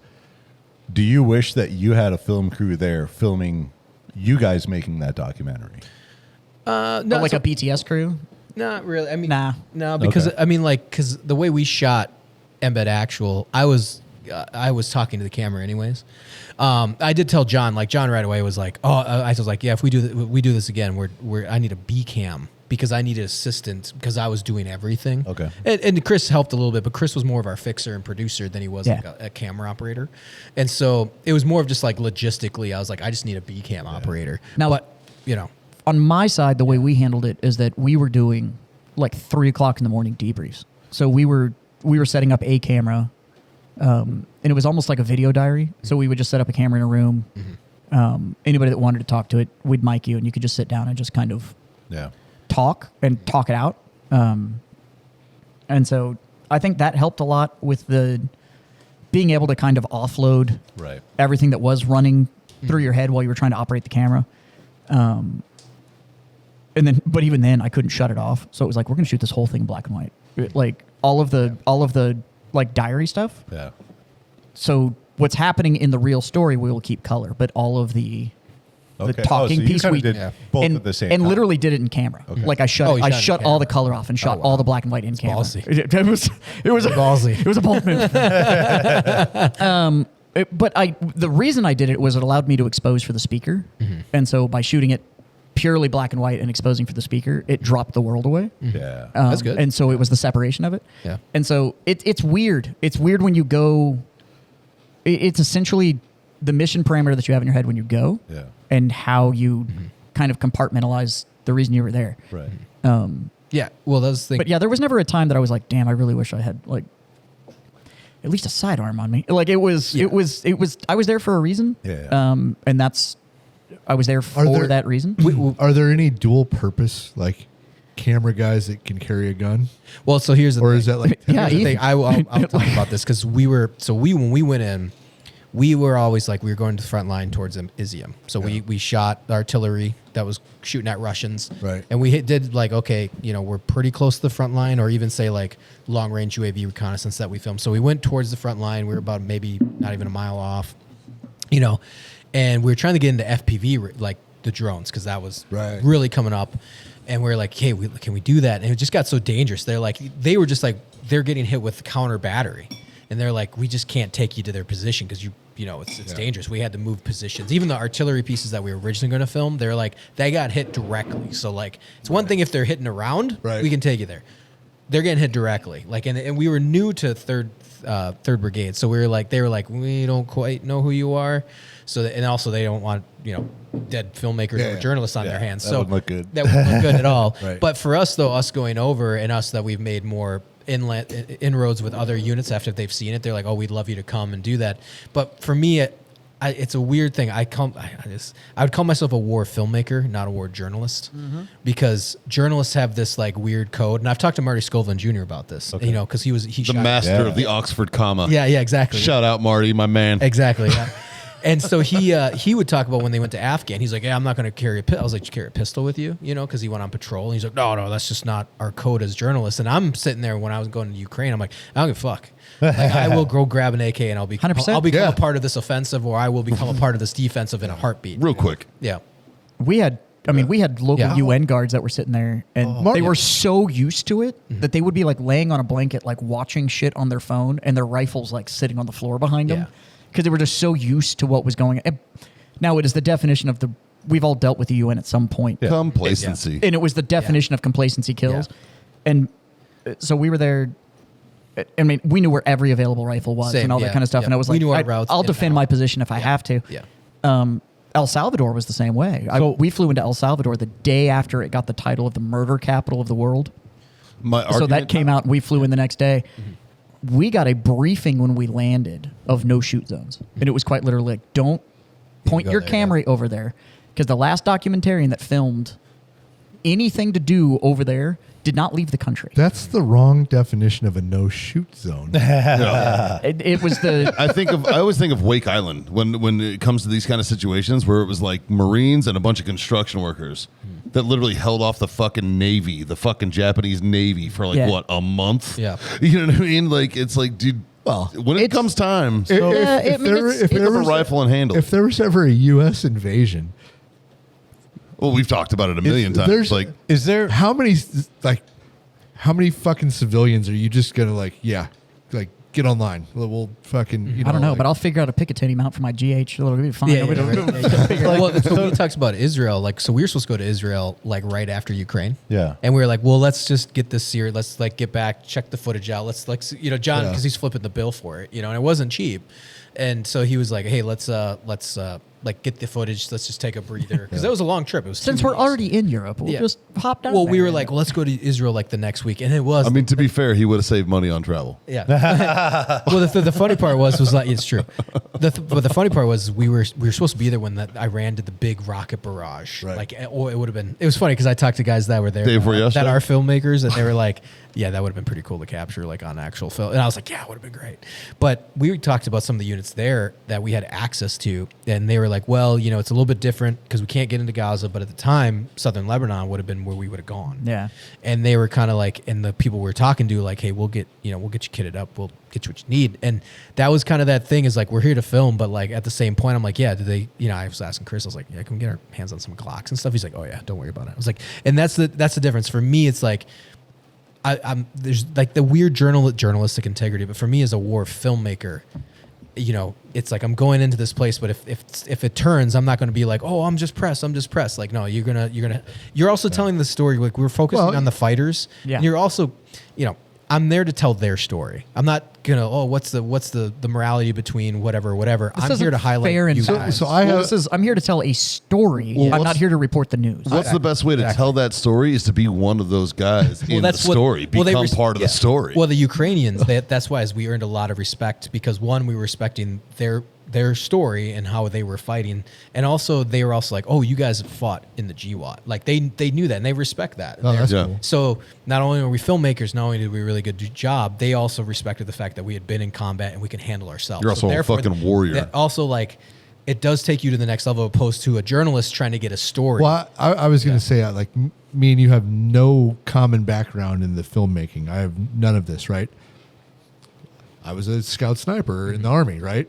There's no goddamn way I'm not fucking picking up a rifle if I don't need to. Yeah. Right. You know what I mean? Or Had the situation arisen where I had to drop the camera and pick up a rifle, Yeah. I'd have dropped the camera. And So picked what- Up. I got what's very for sure- lucky that I didn't have to. What's the advantage Of what? to refusing a firearm to just be a cameraman? Like No. There's not. It's That's the journalism that's the- versus filmmaker. Yeah, that's what I was saying. Is like for But what- me, I can what's the see advantage? if you're press, you want to You're press, you wanna you keep it- can't. You It's like- can't, you can't get that reputation of the press just killed fucking 15 of these dudes. It's like chaplains. yeah. It's like chaplains and They're docs, supposed to be right? neutral. Like Press is neutral. Okay. So like if you're a journalist, you're neutral. But For you're me, only it's like- you're neutral as long as the side you're filming on maintains your security. exactly. Yeah. But what You're no you'll longer find- neutral when the other side gets a hold of you. But what he's saying is the difference between press and a filmmaker. I don't Yeah. consider myself as like a Okay. journalist. Right. Yeah. But I'm the moral decision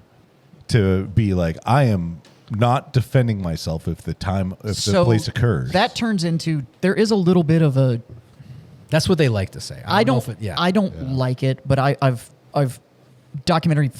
documentary and photographers and stuff Yeah. like that go and they're like, I'm gonna here to tell the whole story, both sides, the idea of human suffering.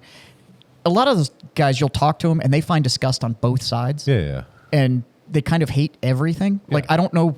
Yeah. They're Have you ever met these like the true They're like just war legitimately journalists? there for the story. Oh, they don't hate care both about sides. anybody They else. don't Okay. like any of it. They are just there I'm to just tell. I'm ignorant to it because I'm coming from just a combat So, background where it's what you have put me to- in that environment again and so, you don't allow me to defend myself. It's Ethan gonna is be a an issue. storyteller. Yeah. He is there to tell a story.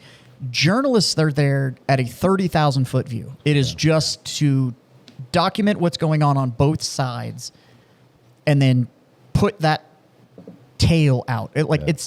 But they have this it's this weird honor code that like if I die for the photo, I die for the photo kind of thing. And I'm like, if you're yeah, a fucking fuck that. if you're a Like- CNN reporter, Yeah. I can see where you I can't can pick up see on that. And that. again, that's Right. what, because it's like, and then a lot of the new journalist wave, which actually, guys can definitely consider that. I just don't. And even when I was talking with John about the concept of embed actual, I'm like, I am a filmmaker. I'm not a journalist. Yeah. And John likes it because we're there to tell a specific story. We're not Yeah. there just to capture whatever and report back to That's CNN true. or Fox News. Like, I'm there to tell a specific story. Like if it's FPVs, then I want to know their life. I want to know the cool footage they're getting. I want to know what it feels like. And I'm going to go back and spend, if you watch Embed Actual, go check it out on Embed TV. And there's way more production that goes on the back end. It's not just, oh, check it out, cool music, whatever. It's like, I'm telling the emotion of what these guys have gone through. I support the Ukrainian cause. Like I'm not there to highlight both or what the geopolitical whatever. Right. Like I'm there to focus on the warfighter. And so when I went in, I was like, when we talked about that, and like obviously none of us wanted to end up in Russian captivity. Yeah. So we're gonna help them out. Like, it's not gonna end well if that happens. Right. So and also too, like it's like you earn that respect and it gets you further in with these countries that you're working with. And guys, if you're gonna go film them and you like say, hey, I want to come film you and tell your story, they're gonna know that from Ukraine. So even if they agree with them or not, they know that I'm going to tell their story properly. Right. Because one, I'm already a warfighter, and two, I'm embedding and going in with them, Yeah. and you earn that respect. Yeah. So that was a fun. I mean, you're not going to go in and be like, "Hey, I'm a decent shot, and I also know how to film something." No. No. You're going in. It's like they know kind of your background already, but they're like, you're there to like, we're there to film. But I'm saying is like what you were saying is like, how does it? We were good. We knew where we were at, but at the same time, we're all casing. Okay. Where's the trench? Right. Where's the weapons? Yeah. Where are we? on I the guess map? what I'm asking is there a market for? Hey, I can help shoot these motherfuckers, and I can maybe film this thing. I mean, I don't know if I can also create content, bro. market for it. I think they appreciate it if you are, if you can be an expert. If you can, My primary mission is if to you can help handle you shoot your- these people. Yeah. if you can handle yourself, Yeah. they're far more open to it. Even when I was with the Exactly. Toregs, Yeah, we yeah. got there, and before I filmed, I conducted trade with the Toregs. So Mm-hmm. I had actually had boxes of cigars with me, and I was trading them cigars, and I got. Oh, I handed your cigars off too. Yeah. Yeah, they do it, yeah. But I got like some jewelry and like some hand hammered bowls and stuff from the Toregs. Did you get a wrap? So they gave me one of the blue wraps, Yeah, which which means is I a had big deal. conducted trade with the Toregs, and It's they a big deal, recognized though. me as somebody able to Yeah. conduct that trade. It's like a in the tribal. It's kind of Thing. where It's- you've become part of. Yeah. It's you earn your you earn It's your a head status. wrap when you have conducted You're a trade. trusted merchant. And yeah, kind of. And so I got Welcome my to the head wrapped bazaar, around that. bitch. El Have a Sal was check the mark. same way when I shot there. Zambia was the same way when I shot there. Like, so if they kind of know that, like, look, I'm here to tell your story. I'm not here just to Create chaos. yeah. Yeah. So you kind of have to view it as like, if an insurance comes in to take pictures of damage, if an insurance adjuster comes in to take pictures of damage, they are just documenting Right. strictly what's going on. They are telling no story. It is just okay. Let me put this in a way that would relate directly to you. So we brought up how Warfighter got started, right? Okay. So let's say he and I, we hit it off and we decide that we're going to do a 15-minute documentary on the birth of Warfighter, where it started to now. We are going to tell the Warfighter story. It's a documentary, but we're telling your story. Now, if we do that to where we do it and it's like, well, Warfighter did it this way, and then Company X did it this way, and Company Z did it this way, and it's this balanced, overarching, just information dump of what's going on. That information dump, journalism. that's a journalist. Yeah. Yeah. A documentarian or a storyteller is coming in because I want to tell the Warfighter story. Yeah, I wanted to tell the story. Like, we wanted to go and tell the story of Chosen Company, which is all Western fighters. Yeah. Right. Now, that was interview with their footage. And then we wanted to go tell the story of the Ukrainian 3rd Assault Brigade. So then we went to the front and we interviewed them, and then we trained with them. We actually were shooting guns with them, and that was fun on the Yeah. range. Yeah. And told their stories. And then we went to the artillery unit, and then we went to the long-range UAV unit that was near the front line. And then we also got to the UAV experimental factory back in Kyiv. So the trust of that, and we'd watch, and we said it, we're like, hey, you're going to see the copy of this before you go. Like, we'll let you take things out. Right. You know, because we're here to tell your story to make sure we build trust with you. And by the way, that's built more inroads I can guarantee any journalist to go. Also, most journalists won't go out that far. Right. They won't. Yeah. They'll go to Kyiv. Yeah. They'll go sign off. They'll have some good times. They'll get an interview and they take off. So there's actually a wave of journalists that are coming up now that are built inroads because of Instagram and social media. Be like, I just want to go hang out with you and film and get some footage and kind of get that combat experience and cut their teeth as combat journalists. They're more journalists, Right. not say filmmakers, but they're also kind of like, they just want to get out there, get the photos, kind of build their credits or, you know, credentials. Like, and Ukraine's the best way to do it. Yeah. And because there's a lot of units that they won't let you in unless they know they're going to let you, that they want a positive spin, I guess you Yeah. would say. Right. For Because sure. they're It's all propaganda It's propaganda. machine. Yeah, yeah. Sure. And you know, you look at their Instagram accounts, they're trying to raise money. Right. Yeah. Like, you know, like we had it's called Only Wars, was like their unit's fundraiser. Otherwise, you wouldn't be able to buy rounds. Yeah, yeah, Like, dude, yeah. One of my favorite moments that happened to me when I was in Fallujah in 04 during Phantom Fury, there was this anti-war correspondent chick who was okay, like yeah. running around out there, right? And she was embedded with LAVs. Really? I got called. I was an Amtrak guy at that time, right? So I got called to do a recovery on an LAV that gotten fucked up, and unfortunately they had lost the driver.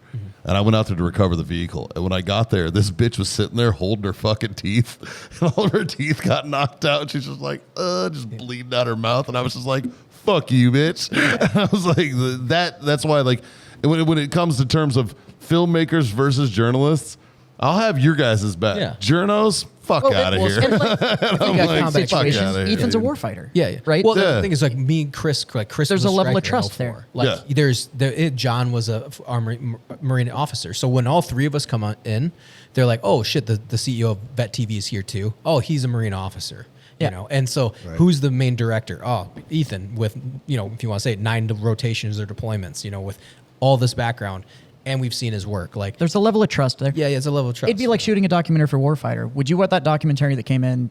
Would you be more comfortable with somebody that understood the cigar industry, Right. or somebody that had never seen a cigar or never smoked a cigar? Right. Like, so you're automatically going to click with that person that understands the subject matter. Yeah, and then when we talk about Israel, we never went in, but it was just also like those companies. It was, you know, that we were talking to help us get in if we were going to go in. You know, they're like, hey, we'll kit you out. We just want to make sure that obviously we know where the story's coming from. Right. You know, we're like, yeah, Yeah. man, we're with you. You know, so I think, you know, there is a difference though. Yeah. Like, so if you're a combat journalist and you are taking the 30-foot view, that's much different from what I'm doing. Right. You know, and when, like I said, when we approached John with it, I was like, hey man, well, let's tell these stories, and it's obviously has to be entertaining, has to be emotional, but to build that trust, because we want to go back. Yeah. I mean, you don't want to talk shit about the Ukrainians. Now I'm going to go to the Right. the USPAO and be like, I want to do a story on Rangers. They're like, well, you went out there and you talked shit about these guys that we're technically supporting. What are you going to do with my Rangers? It is all still media generation. Yeah. I mean, at the end of the day, it is still what is the ROI on the media exposure, and so. It's like some guys went out too. I mean, this is back in the GWAT era. Bing West, right? He went out. He was in Cornwall doing interviews. Guys love him. Why? Because he writes books on the Greatest Generation or whoever wrote. Bing West did he did one on Fallujah too. Yeah, Fallujah. Yeah. So he had done a Fallujah book. Now in No True Glory. Yeah, exactly. Yeah, I read some of that, and then he went out and did The Wrong War.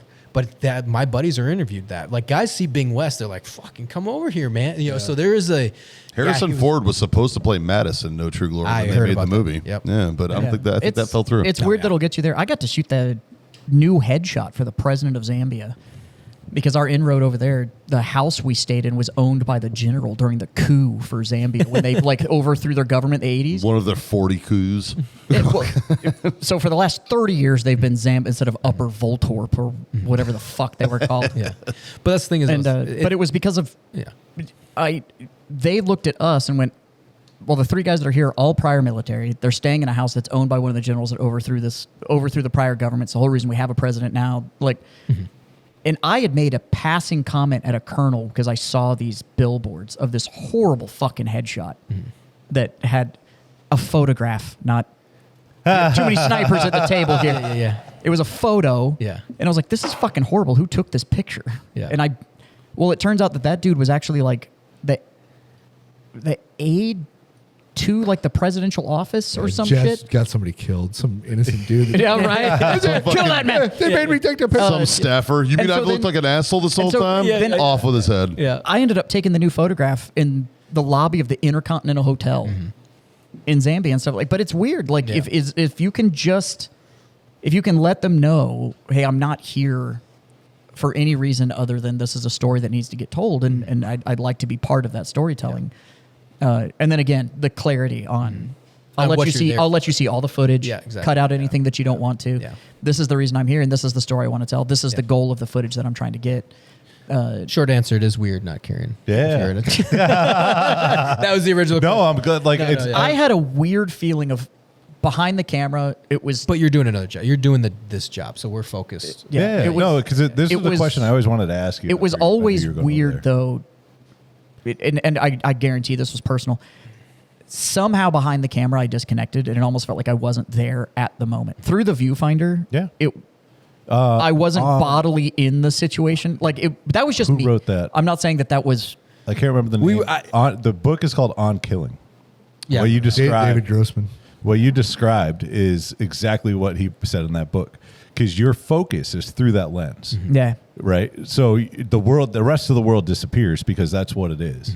And And that may have just been me. I don't know if you had the same feeling, but as long as I was behind, We assess the situation. You know, I was very aware of what was around me. But when it was rolling and I was focused on the images I was capturing, it was a weird disconnect, and it would almost everything would get a little quieter, like while I was behind the lens, and then the world would get real loud when all of a sudden when I was like, all right, cut, moving on, and then all of a sudden everything was in motion again. Yeah. It's now that may have just been me. I'm not speaking for Ethan and his experience of when he was directing a shot, but for me it was odd. Now there were times when you get in a truck and you see 24 dudes with sidearms and Galils and AKs and shit get into a truck, and you're kind of like, fuck, I have a drone. Like, I don't like this is. I think too the situation. I mean, like Ukraine is, and it was much different from like when I went during the invasion. So I've been twice, and that was during when I went and helped. Much different scenario. Okay. Because the whole country, they were like, Russia was still sending airborne troops in. Like things were shifting hourly. Okay. Once They were doing actual airborne drops. helicopters. So they were coming in and like dropping in certain areas, but they would be they'd be like in this like surrounded by Ukrainians, but then they would just keep dropping in certain. So everything was just constantly changing. Interesting. Yeah, it was wild. That's And- kind of the mission of a paratrooper, though, man, is just to be surrounded. Yeah, I don't know if they like got dropped in, but I mean like helicopters. So they were like, there's like artillery units that were surrounded, but it's like, well, don't go that way because It's almost an air cav. Yeah, It's kind of your guys' yeah. gig, too, at 101st. It's like you're Yeah. just naturally surrounded. Yeah, That's and that like was kind of your shit. By the time we got there in 2024, was last year, things were established. The lines were much more established. Kyiv was beautiful. Like, they're still getting hit with rockets and shit, drones, but it wasn't like what it was in 2022. So I kept seeing videos of motherfuckers still partying. yeah, dude, Still having a good time. Kyiv is like, Kyiv was great. Like, Kyiv was gorgeous. It was beautiful. Plus, Eastern Europeans love to party. Yeah, Truth. And it was like, Fuck yeah, dude. and it was wild. Let's go to Bratislava for 30 cents. It was insane. Yeah, and the cost of living's like it's a quarter here. So like Now- amazing. But Because we do run a podcast, and you are a great guest. You have a little bit of chest salad. Are we allowed to? Are you willing to talk about it? Yeah. We 'Cause, got about 30 more minutes. Tell me Yeah, what what time we get out of here So- first before we well, get down the rabbit so the hole? Tell me about your cool So fucking we- Silver Star shit. I mean, we've got him, but like I have to ask. I know. No, like, I mean, on this side of the table, we got what? 1, 2, 3, 4 V's and a Silver Star. Just Fuck that. this side of My V's an RCOM guy. No, it's great. Mine's a Navy com and a Bronze Star, only because it got upgraded, dude. Like, That's good shit, man. Now, from an AAM guy, And nobody gets that unless you're in the military. as an AAM guy, you do have some shiny Yes, chest salad. Yes, I do. I have a silver star, Purple Heart Silver Star. And we've got you, and we Yeah. run a podcast too. So Yeah, I yeah. know, this is going to go out on your channels, and I'm sure your users have all. But our people, Have you told your story on your channel? Not on my channel. he's not as shitty at dodgeball as me, but he's trying. He's working on it. I would love to hear about it. I mean, Yeah. you flew all the way to Texas to host your show remote because we can smoke here. Yeah. That is my favorite. This is your thing smoking ever, area. and it wasn't because it's like, oh, it's might be cost prohibitive to bring everybody up. I knew I It's liked no, it when he I'm said, going there. 'cause I want to wanna smoke cigars. I think on it's the dope you show." brought your dad. Yeah. He was that's like, cool as can I shit. come too? I was like, absolutely. Fuck yeah, you can bring him up. Come on, We man. had lunch before the show, and he was literally explaining, like, I wanted to be able to smoke cigars on the show while I talk to you guys. It's easier just to do it in your studio than it is to mine. So we flew down here from Minnesota. Yeah. When John told me But you were as flying a- down for one day, I was like, what a thug. But since we also have a podcast, Yeah. from an AAM guy, I love hearing. I had one guy in the military when I was in. They got put in for a Silver Star. It got downgraded to a Bronze Star because it was during the whole Spearhead. He was 25th ID, walked in, so they just viewed it as like it was. Yeah. He was supposed to do it. Yeah. Plus, he was an E5, so he wasn't it going was to get rank it. based. So you have a Silver Star. So let's talk about the shittiest day in your career. Okay. Because every time I hear things like I have a Silver Star, the MOH guys that I've met and stuff like that, it's just like you don't get those unless the day absolutely fucking sucked. Yeah. Oh, So- every Medal of Honor day, I text Clint Roma shot. I'm always like, happy worst day of your worst life, day of your life. biatch. Silver Stars aren't too far behind. Yeah, So yeah. I would love to know. And obviously, only Yeah. I'm not trying to make Yeah, you tell whatever you want to. I'm not trying to make you go to this super dark place, but no, I just- yeah, you know, yeah. I hit me am. with the citation piece. I get it. Yeah, How did we absolutely. get there? Yeah, and for the long form, because I have done long form detail, and like what you had asked before, that I've talked to the black. That was actually the first time I talked publicly. Because I just never did, and there's only twice, which was Black Rifle, and that was like the second part of the episode. We did a two-parter, and then the American Veterans Center. They had heard, and they're like, hey, can we fly you out for the gala? We'll capture, because they capture all sorts of stories, but they were starting to do more GWAT, and I was like, yeah, sounds good, So I did a long form there, about 45 minutes, and So you can go find both of those if you want to hear the Yeah, long on YouTube. format thing. Yeah. I'm not trying to take you to like the super dark No, place and let's absolutely. relive everything, but Totally get it. Yeah. you fucking earned it. So Yeah, no, let's yeah. let's shout you out about it. Thank you. It was my third deployment in Afghanistan. I was attached to 10th Special Forces Group, and it was Attached. attached. Yeah, not Special Forces, So- nor MARSOC. People always You guys think weren't at MARSOC, lunch, but you know? there's So very specific. you were in the Marines yet? Yeah, Marines. Yeah, so this is my third deployment, volunteered. And what rank were you at this Corporal. point? A corporal getting Yep. a Silver Star in the Marines? Yeah. It should ought to be a great fucking story. I'm going to tell you right now, it should have been a Medal of Honor. I will tell you right now, it should have been a Medal of Honor. Well, I appreciate that. It's just how we operate. It's like, oh, you did your job?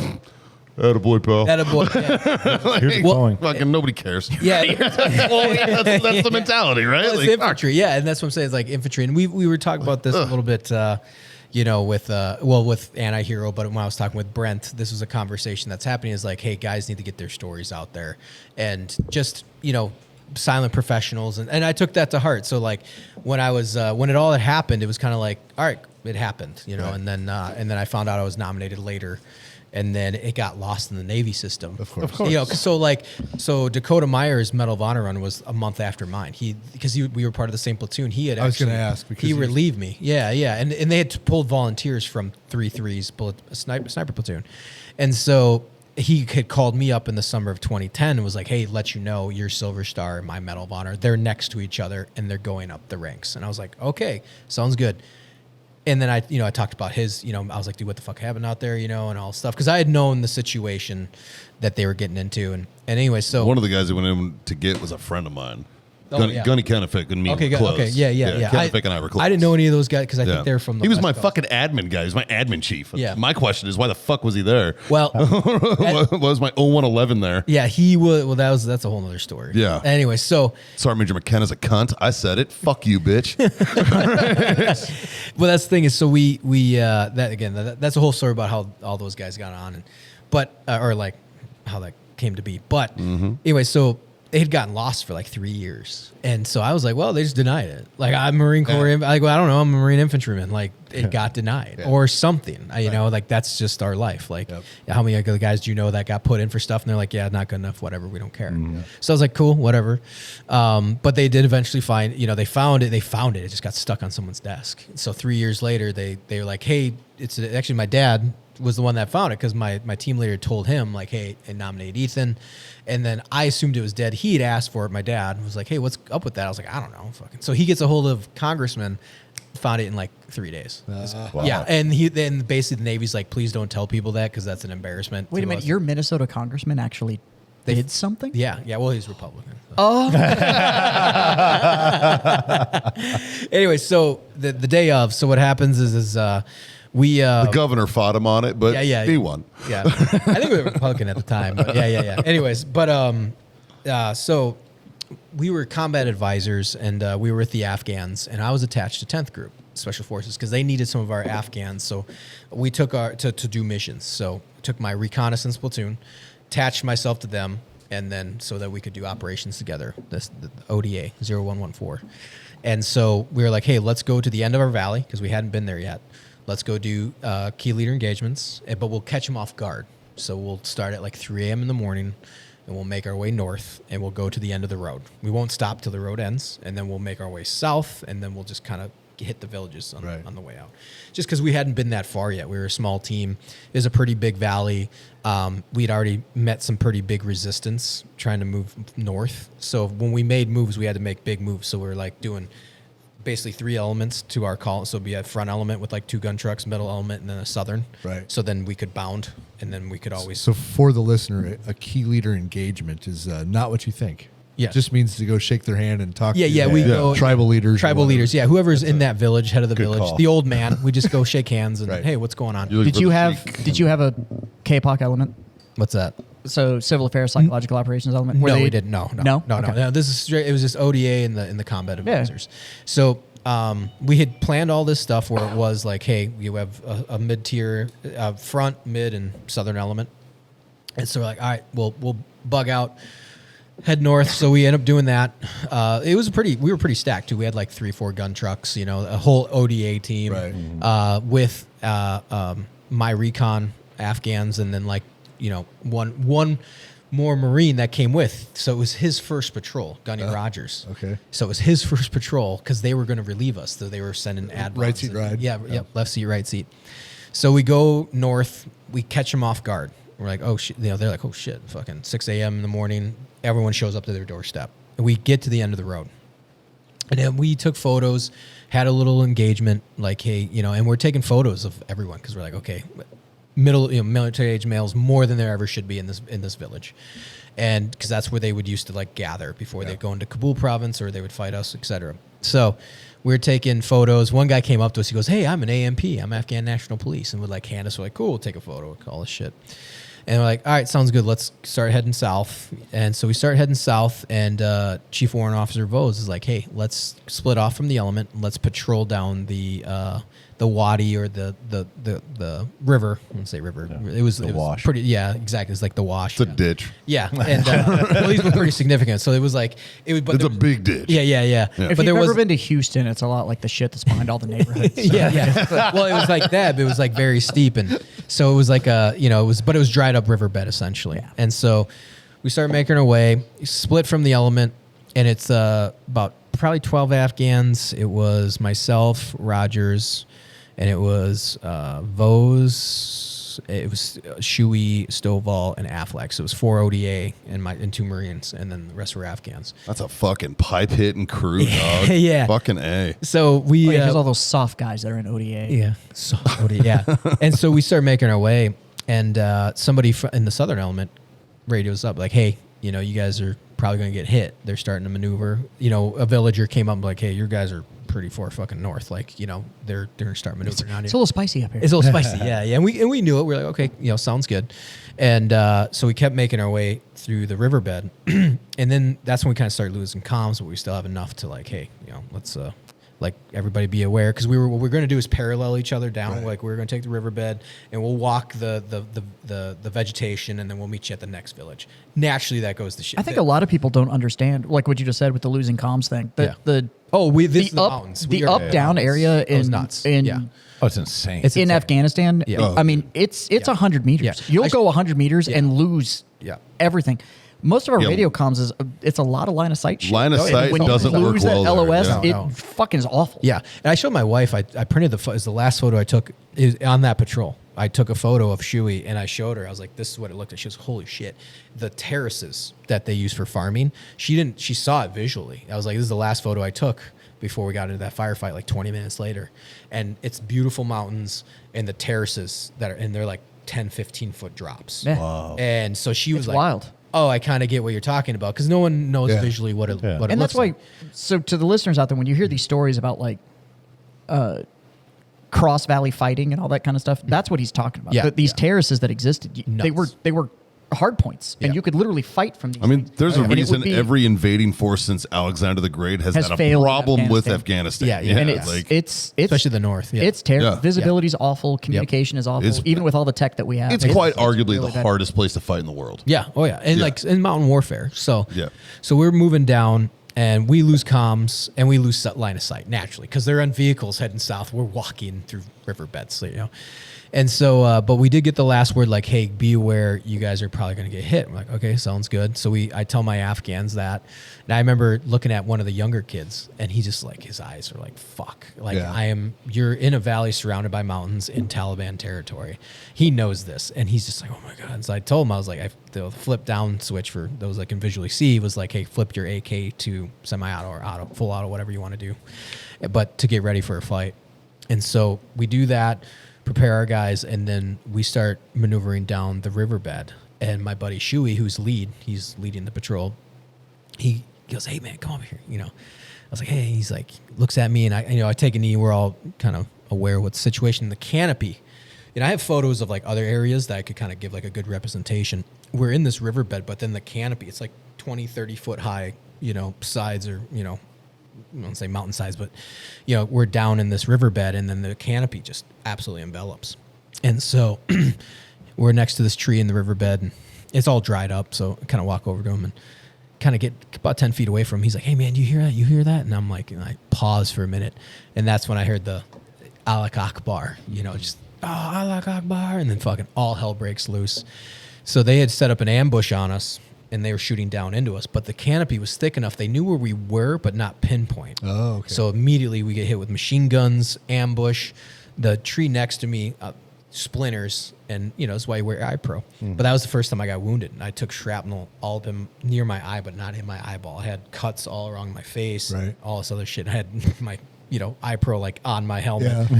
and so that's the first time I got wounded in that firefight. And we immediately exchanged fire, going back and forth, push them back, all this other stuff. Stovall gets hit in the leg through and through, good to go. But I go run over and patch him up. We're still taking fire. I go and patch him up. It's one of those funny, kind kind of the little details is funny. Is like I get all excited, you know, and I'm like, because I have a med bag. We got trained up really well on medical on TCCC. So I bust out my K-bar, and I'm about to like rip his pant leg open.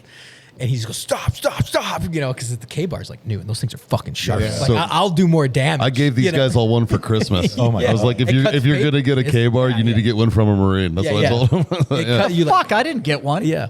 Yeah, you did. No, I did not. Oh, I have it at home then. You have a K-bar. You have one.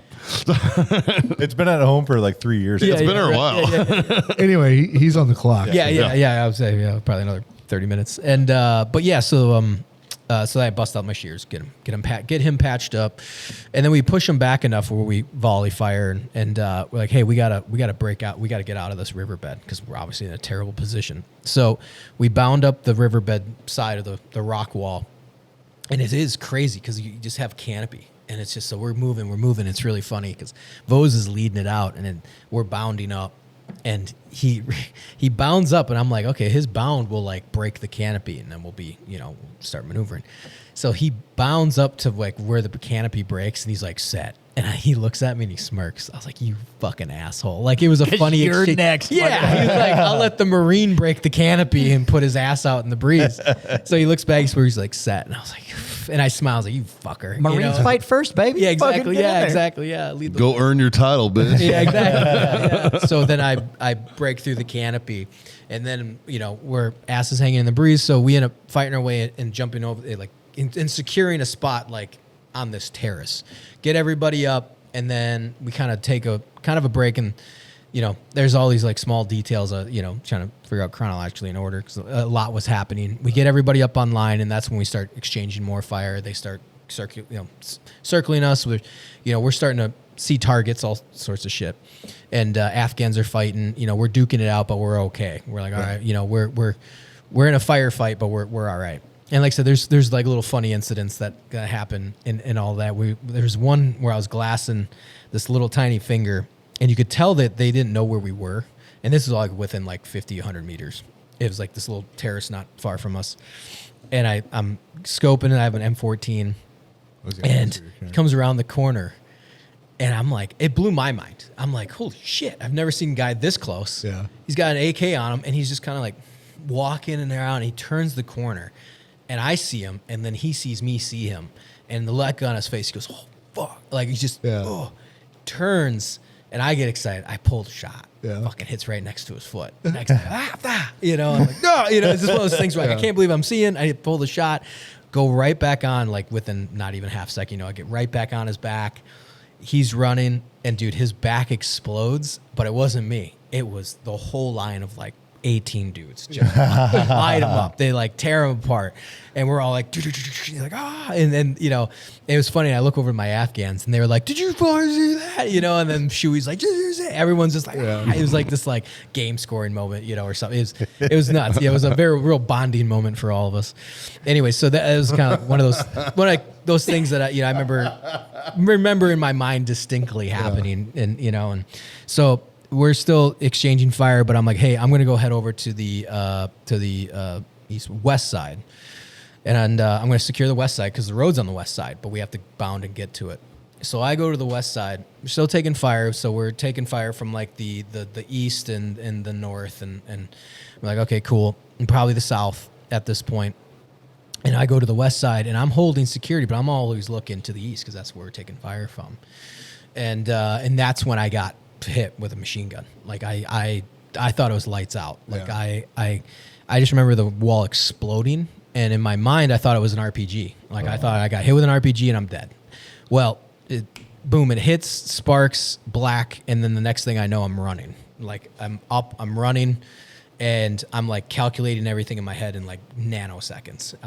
Like my arm's on fire, my neck is on fire, but I don't feel pulse. Like everything was happening all along. Everything's in slow motion. Straight primal. It is straight. It's like adrenaline going. Yep. And I'm like, okay, I'm not dead yet. And I remember telling myself, it was like, you're not fucking dead yet, so keep fucking fighting. Like that's exactly went through my head. Yeah.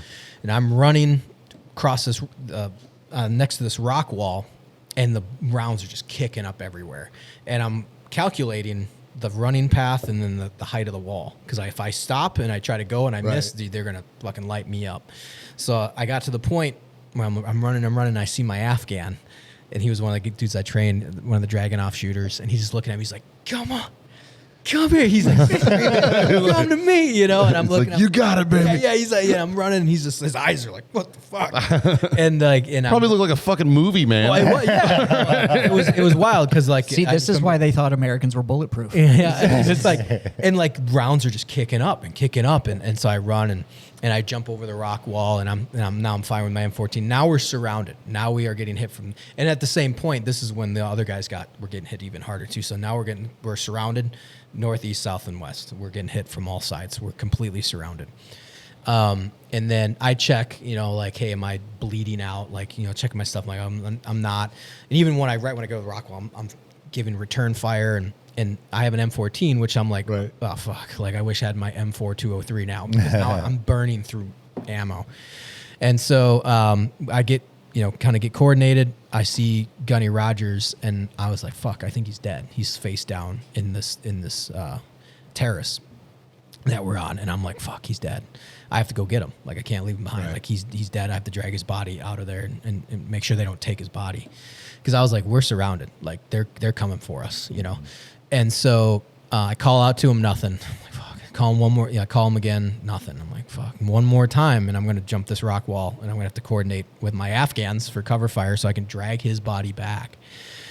And I call for him, and he answers. And I don't know if he was playing dead or what, I'm but up, he was like, sees me, I'm down. yeah. And it's like, dude, because we were taking fire, and he's just kind of like laying there. And I shouted out to him, I was like, hey, man, I'm going to give you cover fire, count of 3.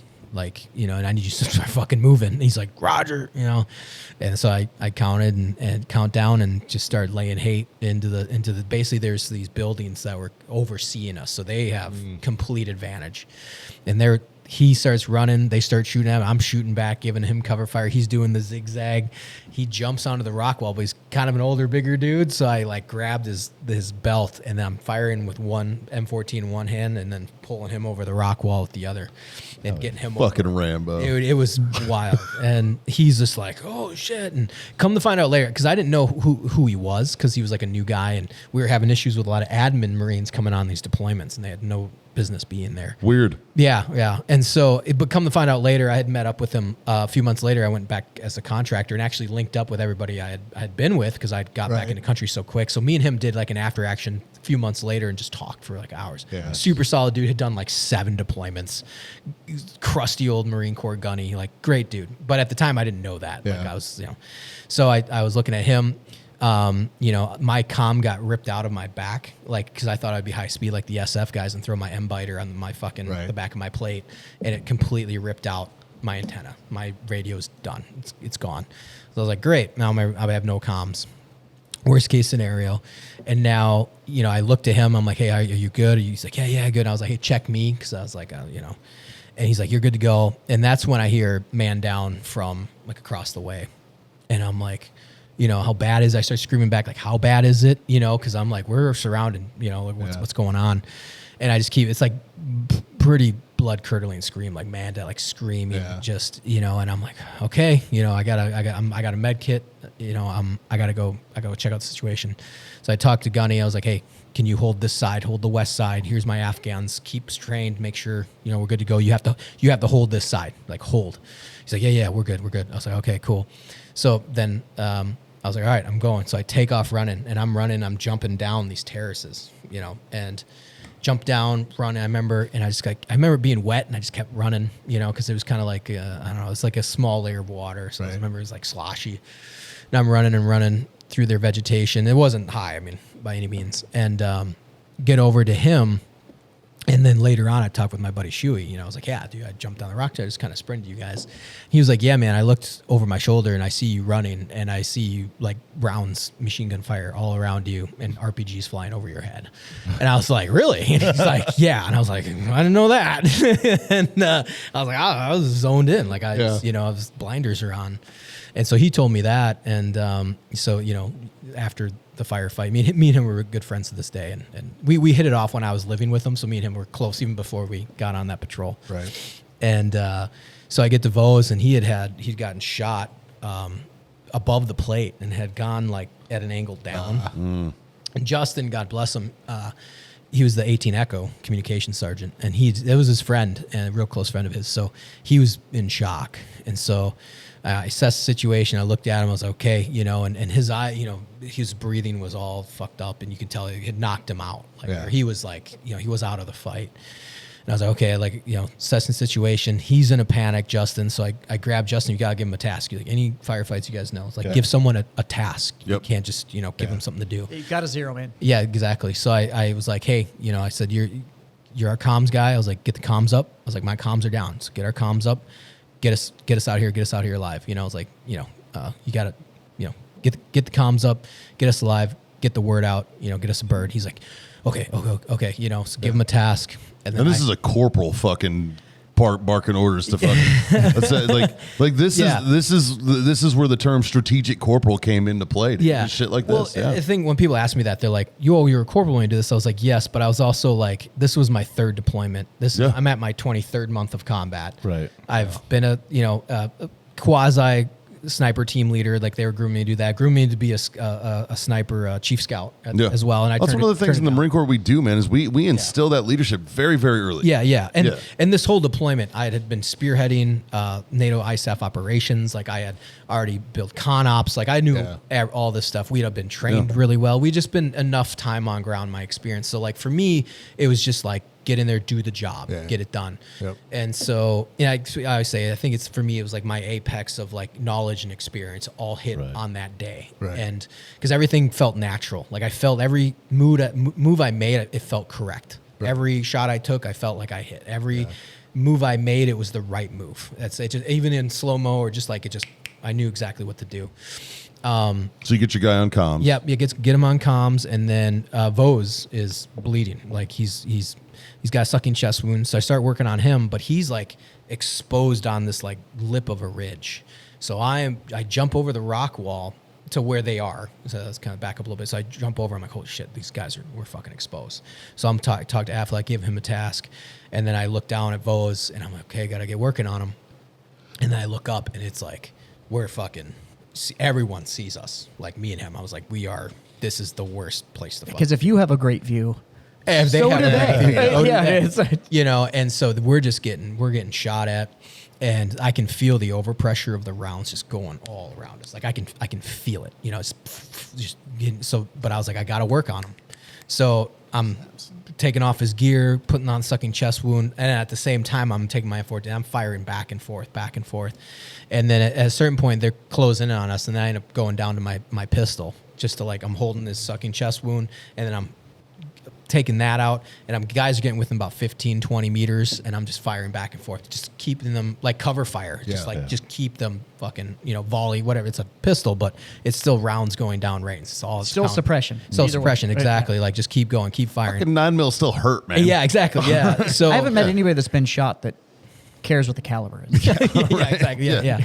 So it's just back and forth, and I'm using, like my M14's next to me, but I'm also like, because I'm working on him, that just came down like pistols, just working. I'm looking at his M4. I'm like, I might have to use that because I'm starting to run out of ammo.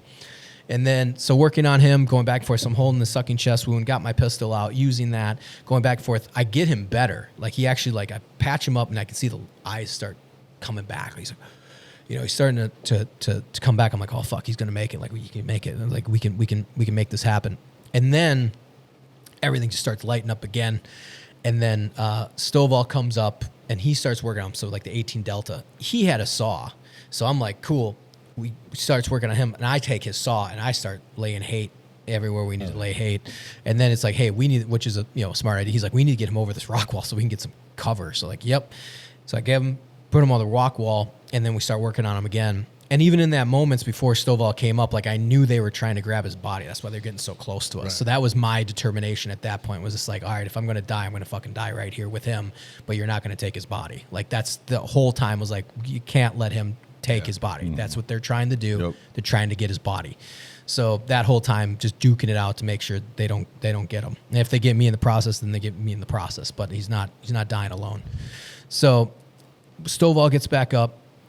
gets to us. We're like, okay, cool. Get a little more reinforcement. Get him over the rock wall. And then we start working on him. Then it's all hell's breaking loose.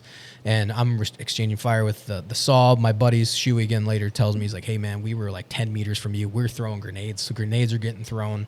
They're trying to close in on the position. And then, and I remember working on, so going back and forth, and I'm working on Vos. And I remember looking up, and I'm like, I see 2 Taliban like running up onto this hill that clearly shoots right down to us. Right. And they're maneuvering up. It's like everything's calculating. Like, yep, they're running up to a machine gun position. Like, I see going up this hill. Because a lot of it's recognition of like, that's what I do. Exactly. Yeah. I know what they're doing. Yeah. And so I look up, I see that for a split second, and I just remember thinking to myself, like, well, this is going to be a long fucking day. And at that moment, it's like out of a movie, like 2, I think 55 millimeter rockets, whatever on the Kiowas, just fucking screaming, dude. And they light these dudes up and just fucking explode them. And then a 50 cal gun run. And I was like, holy shit. And I look up, and then this Kiowas, they're swinging in. They're just. It's the best feeling in the world. It was amazing. I was like, oh my God. It turns out superior firepower is still superior. It's superior. And I was just like, it just started lighting everybody up. But we're still under fire. We're still surrounded. They're going Winchester. Everything's going wild. So, but that's where we got at least got some backup. And I was like, oh, okay, great. And Vos is starting to fade again. So I'm like, fuck, we need to get him out of here. And then they start, the southern element and all of them are making their way up. They finally make it back up to us. They get to us. I hand off basically the medical stuff to my corpsman. I'm like, hey man, you gotta start working on them. I need to coordinate basically a cover fire for the birds, because the birds are going to be coming in. So I get everybody rounded up, all the extra guns in the fight, and I was like, hey, we need to give cover fire, otherwise this bird is going to get fucking shot down. And if that gets shot down, we're all fucked. And they're like, okay, Roger, got it. So I placed everybody, showed them where we're taking fire from. Bird comes in, and I said, on my count, cover fire. So first bird comes in because we knew they were going to head fake. So the first one comes in, head fakes, helps draw fire. Second one comes in, I give the command, hey, start laying hate in all those positions. They did. We give cover fire to the bird. That bird lands with like no room to land in this terrace. They land it, and they run Vos in, and my buddy Shuey was running him in because I was holding the cordon and doing the cover fire. And he said, one of the operators, whatever they were, that obviously they go in with the medical birds, Right. He said that dude jumped out because as he was running Vos. This was a Kiowa? No, this is the Blackhawk. Oh, This is the okay. Blackhawk coming in. Yeah. So Blackhawk medevac comes in, and they're running Vos up, and he looked at the guy jumping out of the Blackhawk, that security or whatever for him, and he said he jumped out. He looked at his face and he went, "Holy fuck!" and just like took his M4 and just started lighting everything up as Shuey's like running Vos into the bird, get him into the bird.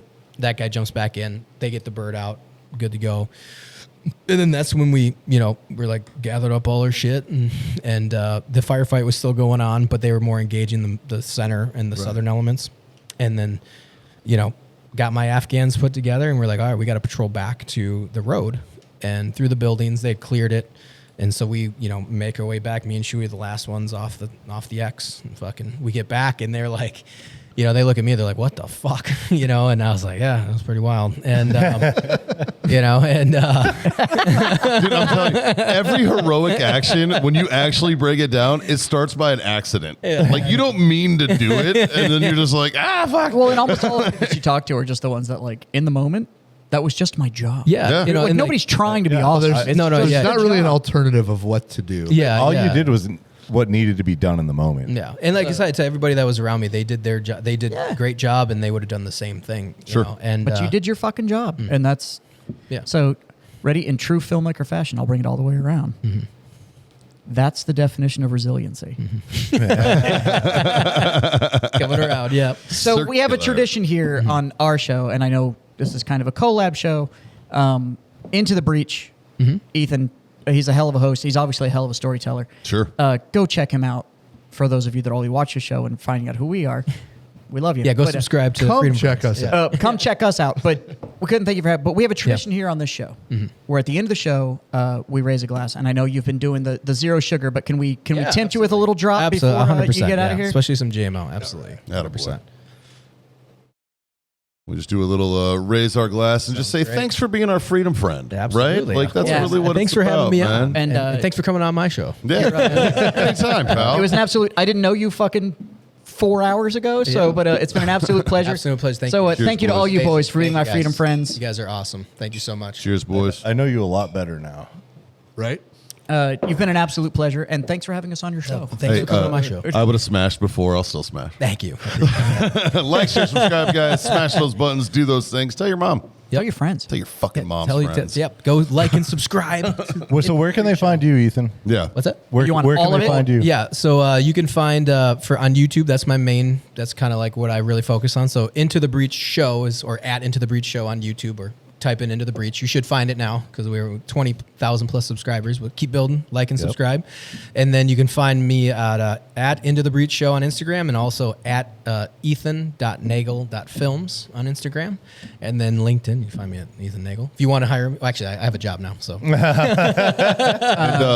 on our side, Yeah, you yeah, can on your find guys' us side. at Freedom Friends Podcast on all social medias and wherever you listen to your podcast, except for the 6 of you that listen on iHeartRadio. Go fuck yourself. And on the Freedom Friends side, we'll have links to everything for, Yep. for Into the Yep. Breach Yep. over there, where you can Same go here. click and find him quick. Absolutely.